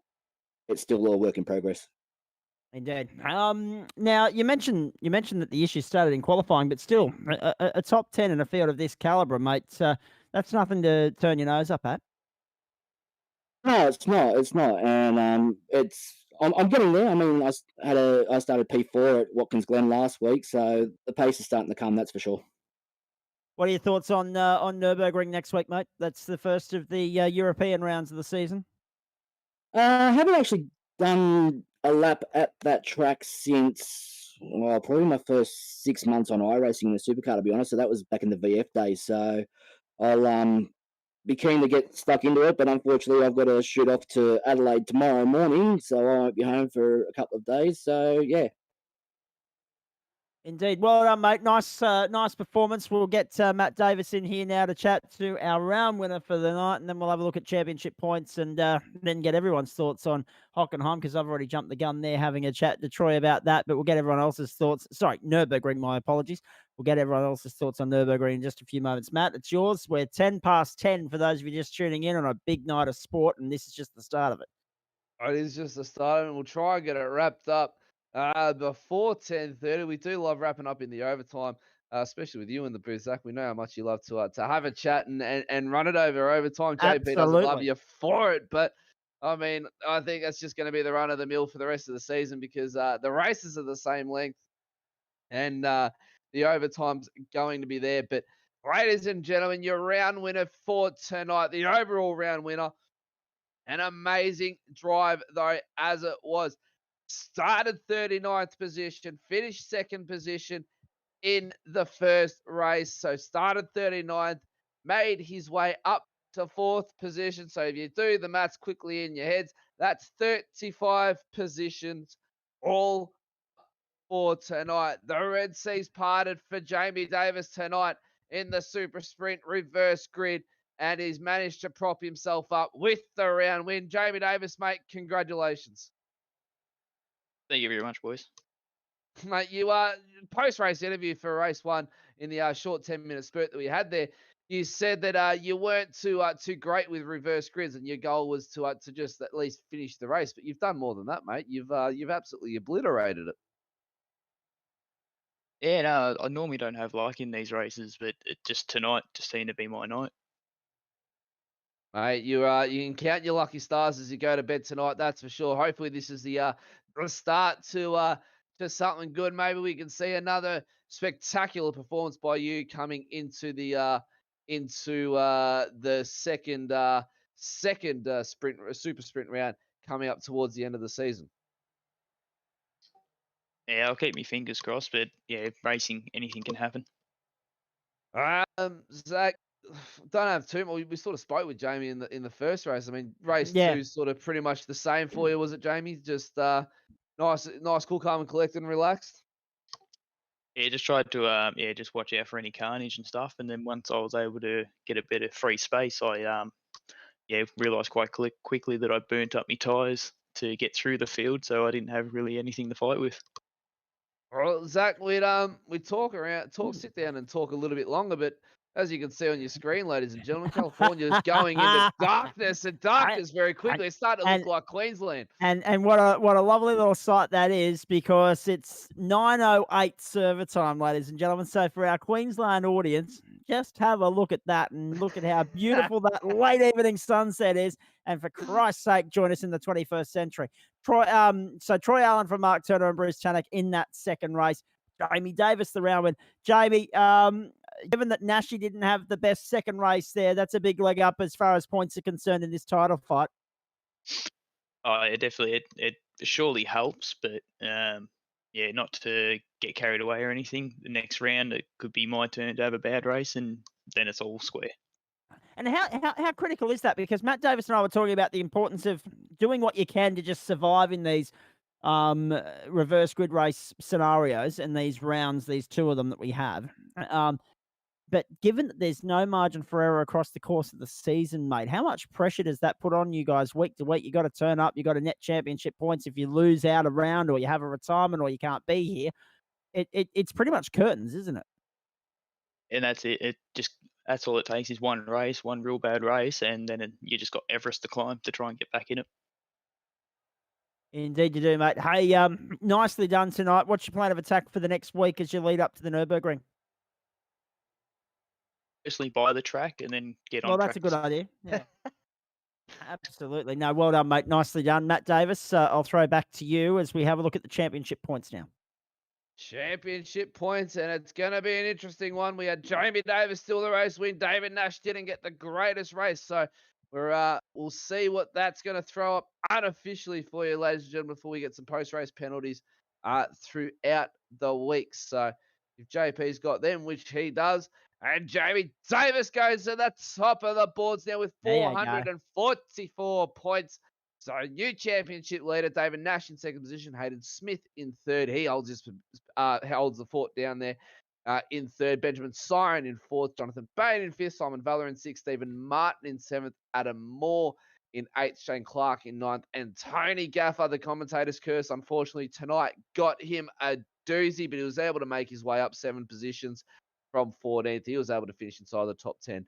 Nathan Clive, Robbie Bradbury, Scott Short, Cole Zink, Mark Turner, Brian Good, Scotty Barton, Daniel Schultz, Blair Van Ree, and Stead Miller rounding out your top 20 there, ladies and gentlemen. We'll let those ones scroll through for you so we can get this broadcast wrapped up for you nice and quickly. So there's still a little bit of daylight left over on California. Not much. The only driver we haven't asked about the Nürburgring is Mark Turner, mate. We'll bring you back in here very briefly. What are your thoughts on the Nürburgring? I mean, I personally haven't been around there myself as a driver as well, and don't know what I'm going to be expecting. They just downloaded it yesterday. I think a lot of drivers are going to be downloading the track either tonight or tomorrow, Zach, for sure. Absolutely. The work begins tomorrow for next Wednesday night, and it's the same for the guys in the top split because they've got Tuesday night agenda to look after their Matt. And I tell you what, it's going to be elbows out on for young and old, and whoever can master the track in the limited time they've given themselves to prepare might well reap the rewards next Tuesday night. Fascinating scenario in both championship points wise at the moment. But the fact of the matter is that with so many not having yet downloaded the circuit, it delivers a great amount of variables for the race itself next week. So it's going to be really interesting. It is, mate. And well, we've already looked forward to what's going on next week. So we've done that without even bringing up the calendar. So, but yeah, there is something else to look forward to, ladies and gentlemen. That is Saturday night motorsport for the weekend. Warriors Cup car racing, brought to you by the SimShed broadcasting crew. Aidan Schultz will be leading that one, 7:20 p.m. Australian Eastern Standard Time. And then join the man beside me for Tuesday night motorsport from 8:20 p.m. Australian Eastern Standard Time for the RSRA Super Series. Hopefully I'll be able to make it over there this time around. Work commitments caught me up last night for the FU Suicide Hot Lap, but hopefully we can get over there and do one finally for the first one this season. And what better way to do it at the Nürburgring? And then join me again back here on Wednesday night from 8:20 p.m. Australian Eastern Standard Time for the RSRA Super2 E-Series as these drivers light it up again around the Nürburgring and bring you some action-packed racing. But for the meantime, ladies and gentlemen, with a big thank you to the Nationwide Technology Systems, Goodyear Auto Care, Warana, Racecraft Simulations, DSL Welding Services, Dragon RC, Devon Stove Designs, Blue Stampede, Labour Hire, FU Suicide, SDK Gaming, Track Cams, 4 Gourmet, and the SimShed Broadcasting crew, and JP over there. My name is Matt Davis. Joined next to me is Zach Caven. No Chris Kisby, the Spirit of Tasmania tonight, unfortunately. Obviously caught up over there with the boys from Gentleman Sim Racing. But, mate, Zach, thank you very much for joining me in the booth for the past 2 weeks on your 2 weeks off from the GSRC. It's been an absolute pleasure. As always, the pleasure was mine this time around, though, mate, because it's nice to sit here on a Wednesday night and not need to reach for the strepsils afterwards. So I let you do all the heavy lifting. It's really we good still fun. got to reach for the strepsils, mate, because these guys turn it on just as much as Tuesday night does. Indeed, they do. And as I said, like, if I wasn't signed up for the next 10 weeks or 9 weeks as it is, I'd be back here with you every damn Wednesday night because it's well worth the price of admission. The racing tonight's superb. Spanner in the works as far as the championship is concerned. David Nash loses his lead. Jamie Davis proves that reverse grid racing is going to be his wheelhouse, and there's another reverse grid race coming up later on in the campaign. But no, pleasure is all mine. Can you believe it, Matt Davis? I crunched the sums earlier. Tonight was my 100th broadcast of the year from a sim racing standpoint. So, pretty good show for number 100 and another 100 to go before we get through to Christmas. It's been a very busy 161 days to start the work here, but plenty more to come. Not just across SimShed Broadcasting, but also the GSRC as well. So a big thanks to everyone for their ongoing support. Big thanks to JP and you, Matt Davis, for having me on board tonight. I've had a great time. It's always good fun, but made better by the fact that the product, the show that the drivers put on, helps us make the show what it is. I mean, we can't do our job unless they do theirs, and they delivered in spades tonight. It was fantastic. Mate, they deliver week in, week out, that's for sure. But, ladies and gentlemen, as it just goes 21 past 10 at night, my name is Matt Davis, joining me by Zach Heyman, the podium, and JP. For your Wednesday night motorsport, we head to the Nürburgring next week for the RSRA Super 2 E-Series for round 4. That's right, ladies and gentlemen, round 4 of 12 already. We're almost halfway through the season, so it's flying by. But for the meantime, don't go too far away. There's still Saturday night motorsport, Tuesday night motorsport, and we'll see you back here 8:20 p.m. Australian Eastern Standard Time for the Super 2 E-Series. But for now, take care and good night.